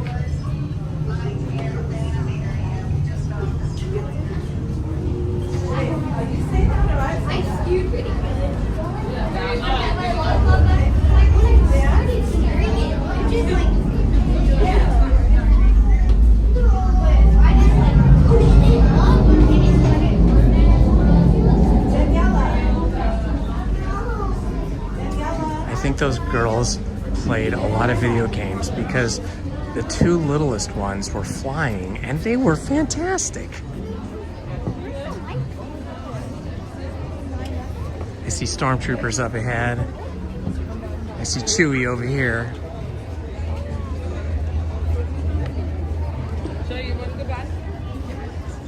So yeah, if Han Solo and Luke Skywalker and Princess Leia and Darth Vader are going to be here on April 29th or beginning April 29th, that would be coinciding with Season of the Force. So that's like perfect timing. Chewie is huge. You have to be a really tall person to be Chewie. Hey, Chewie. That's so awesome. I love seeing the smiles and all. I mean, we're all smiling when we see Chewbacca. I'm smiling. But I love seeing the little kids when they see Chewbacca. Their faces just light up with huge smiles. Because Chewbacca is huge. I mean, he's like 7 feet tall. And so if you're a kid who's like under 4 feet, he must just look like a giant.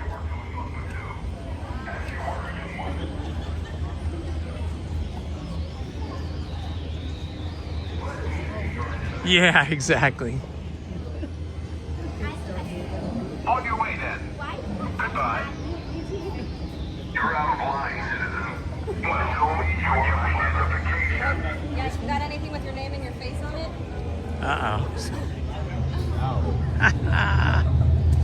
Well, this is going well. Just interrogating children. Why might you be on Batuu? Excellent.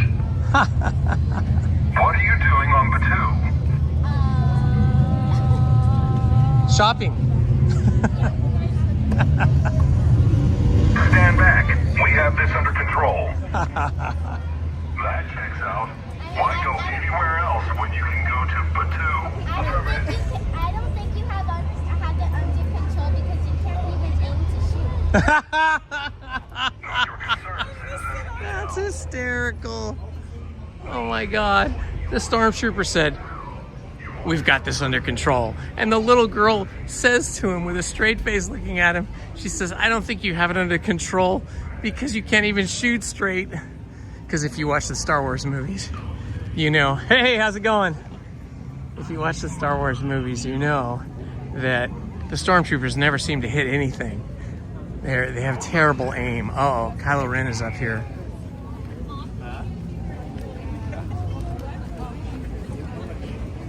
Here he is with some stormtroopers. They're not going to leave. Understood. Understood.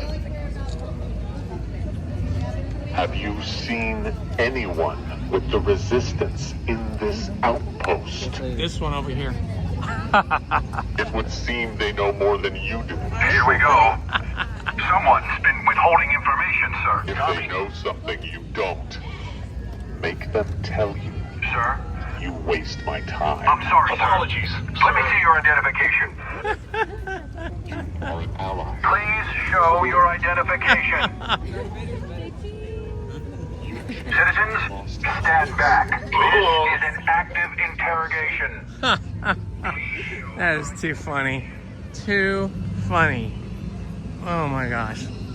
I wonder when they're gonna get new salvage for the lightsabers. Last year on May 4th, which is May the 4th be with you, during Season of the 4th, Lizzie and I went to Sabi's workshop and I made my very first lightsaber. And you get a choice of, I think it's 4 different types of salvage to choose from. But I know in Florida, they already got new salvage for their lightsabers. I hope we get new salvage this year because I want to do that Sabi's workshop again. And I want Lizzie to build her own lightsaber. I love this shirt. I wish they had it in a dude's shirt, in a guy's shirt. This is a lady's shirt.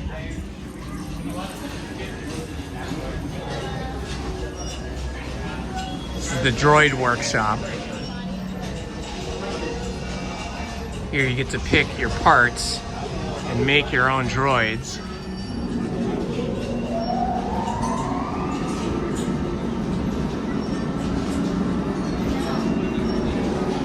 What, Kylo Ren? Is that what you're talking about? Or are you talking about Han Solo? Well, that would be a different timeline, so you can't have Han Solo and Luke Skywalker in the same space with Rey Skywalker because they're in a different timeline. Okay, so over here is Savi's workshop. This is where you go for building your own lightsaber, and they have a whole like ceremony when you do it. And this is where you choose which kind of salvage you're going to use. Yeah, this is the same pieces, the same salvage pieces for lightsabers for the hilts that I did last year on May 4th. So they haven't got new ones in yet. This is the one that I built.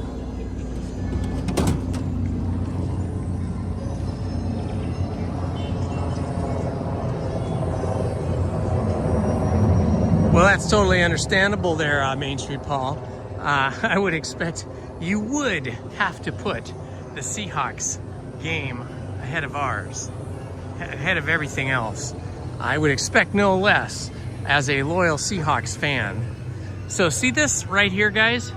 This part of Galaxy's Edge, Batuu.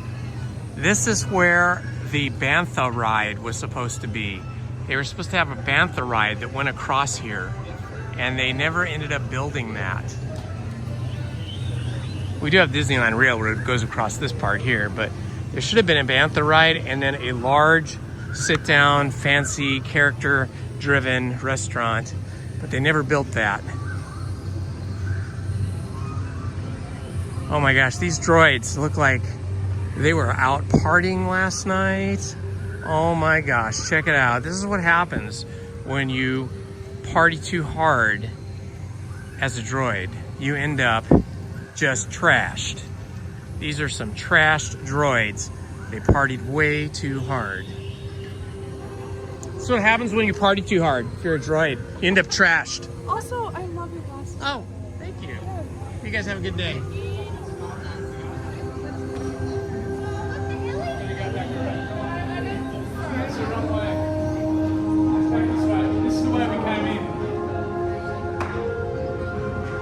Last chance to buy Star Wars merch here.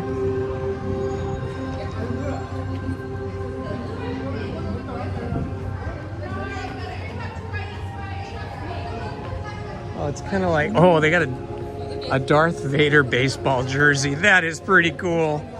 A Darth Vader baseball jersey, guys. 77, because Star Wars A New Hope, the first Star Wars ever, came out in 1977. And I love this shirt. Actually, one day I might have to buy this shirt. This is kind of awesome before they stop selling it, before they run out of them. It's pretty awesome. It is $70. It's pretty pricey for a shirt. You know, there was that Mickey and Friends button-down shirt. It was a button-down collared shirt that I wanted, and then I was just like, I was like, oh my God, it's $60. I can't buy a $60 shirt. Might have even been $69. And so then I started thinking about it, and then by the time I decided to buy it, it was completely sold out. And I was so bummed, so I kept going back to the store on Main Street like every week, every time I come here, like twice a week, and they just aren't making it anymore. Guess what? I started searching for it on eBay and on Google, and I found it on eBay. I used one, but the guy wanted $45 and like $12 shipping. So that was like almost full price. I'm like, it's used and everything. I found a brand new one. I found a brand new Mickey and Friends shirt that I had been searching for that was like $60 or $69 here. I found it on Mercari. I never even bought anything on Mercari before. I guess Mercari is sort of like eBay, but maybe more focused on clothing. I don't know. Anyway, I got one on Mercari for $25, brand new with the tags on it in my size. It's supposed to get delivered sometime this week. So I'm really excited about that.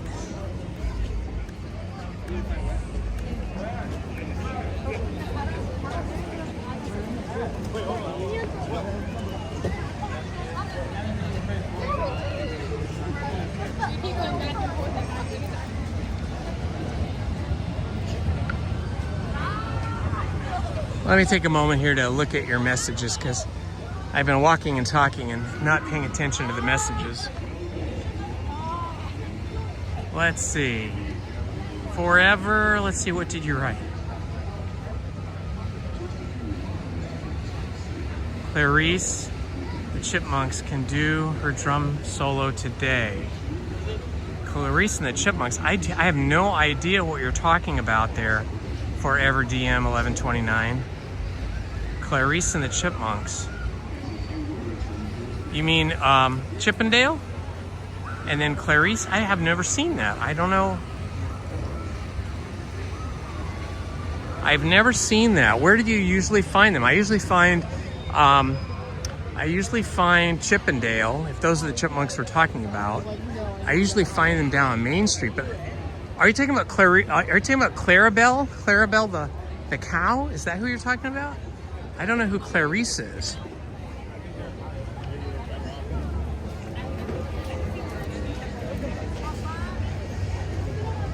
Chippendale, yeah. Okay, so Chippendale's friend, I think that's Clarabelle the cow, but I don't know, because I don't know who Clarice is. I could be wrong. Maybe I don't know the names right. But yeah, that would be cool if we find them. If we find them anywhere, it'll be down on Main Street. We can start walking down that way and look for them. I have had some of the funniest, or most fun, I should say, most fun interactions with characters when it was Chip and Dale. In fact, I made some shorts, some short videos of Chip and Dale competing with each other for dancing. There was music on, and I always like Dale a little bit better, so I kind of tease Chip and say that Dale's a better dancer. And so then Chip will start trying to dance really hard to try to make me say that Chip is the better dancer. It's pretty fun. Whoever the cast members are that play Chip and Dale, they're pretty playful, good sports.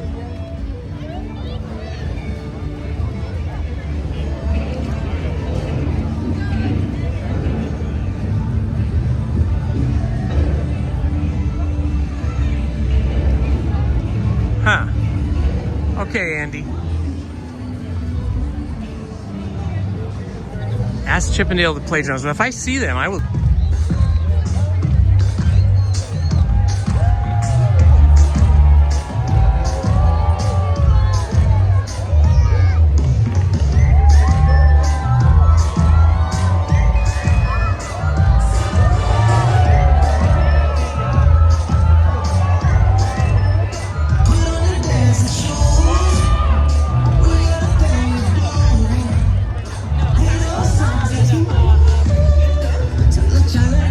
Sometimes I don't get the jokes, Andy, because I'm like walking and talking and reading and trying not to bump into anybody. So sometimes when people put jokes in the chat, they don't like resonate with me because I'm not right in that moment to comprehend them. So don't take it personally if I didn't love your joke.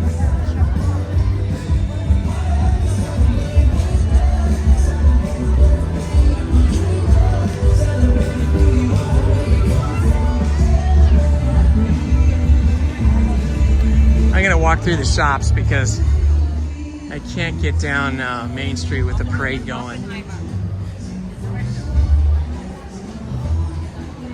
Oh, the smell of yummy goodness here is outrageous. All the cookies and candies. Oh my gosh, so good.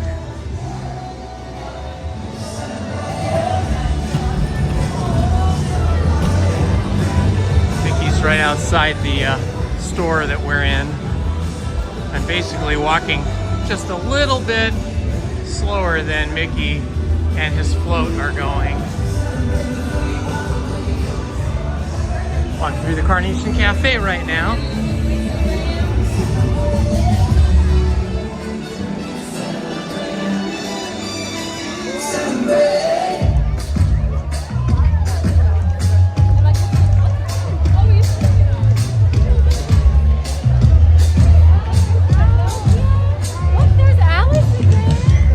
I see Chip and Dale, but they're leading the parade.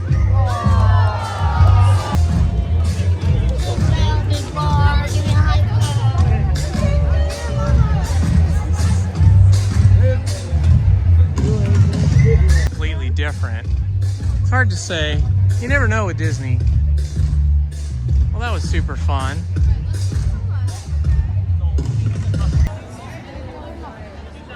Thank you for joining us for the Celebrate Happy Cavalcade. We hope you enjoy the rest of your visit during the Disneyland Resort 70th celebration.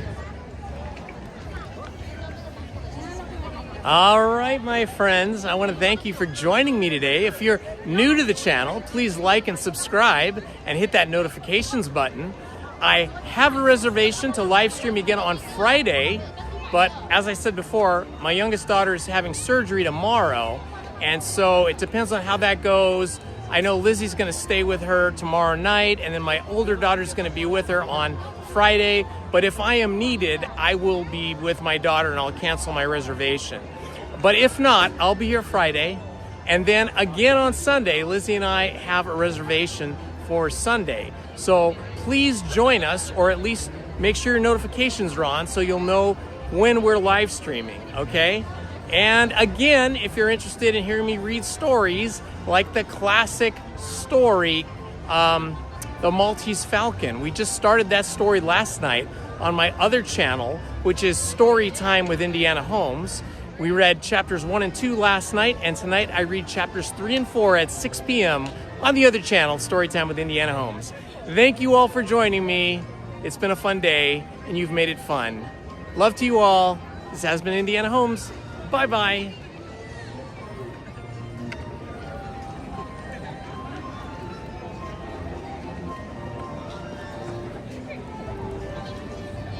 Thank you, guys. Thank you, Karen. Thank you, Toshi. Thank you, Sydney. Thank you, Minnie, and thank you, Paul, for working the chat today. I appreciate it.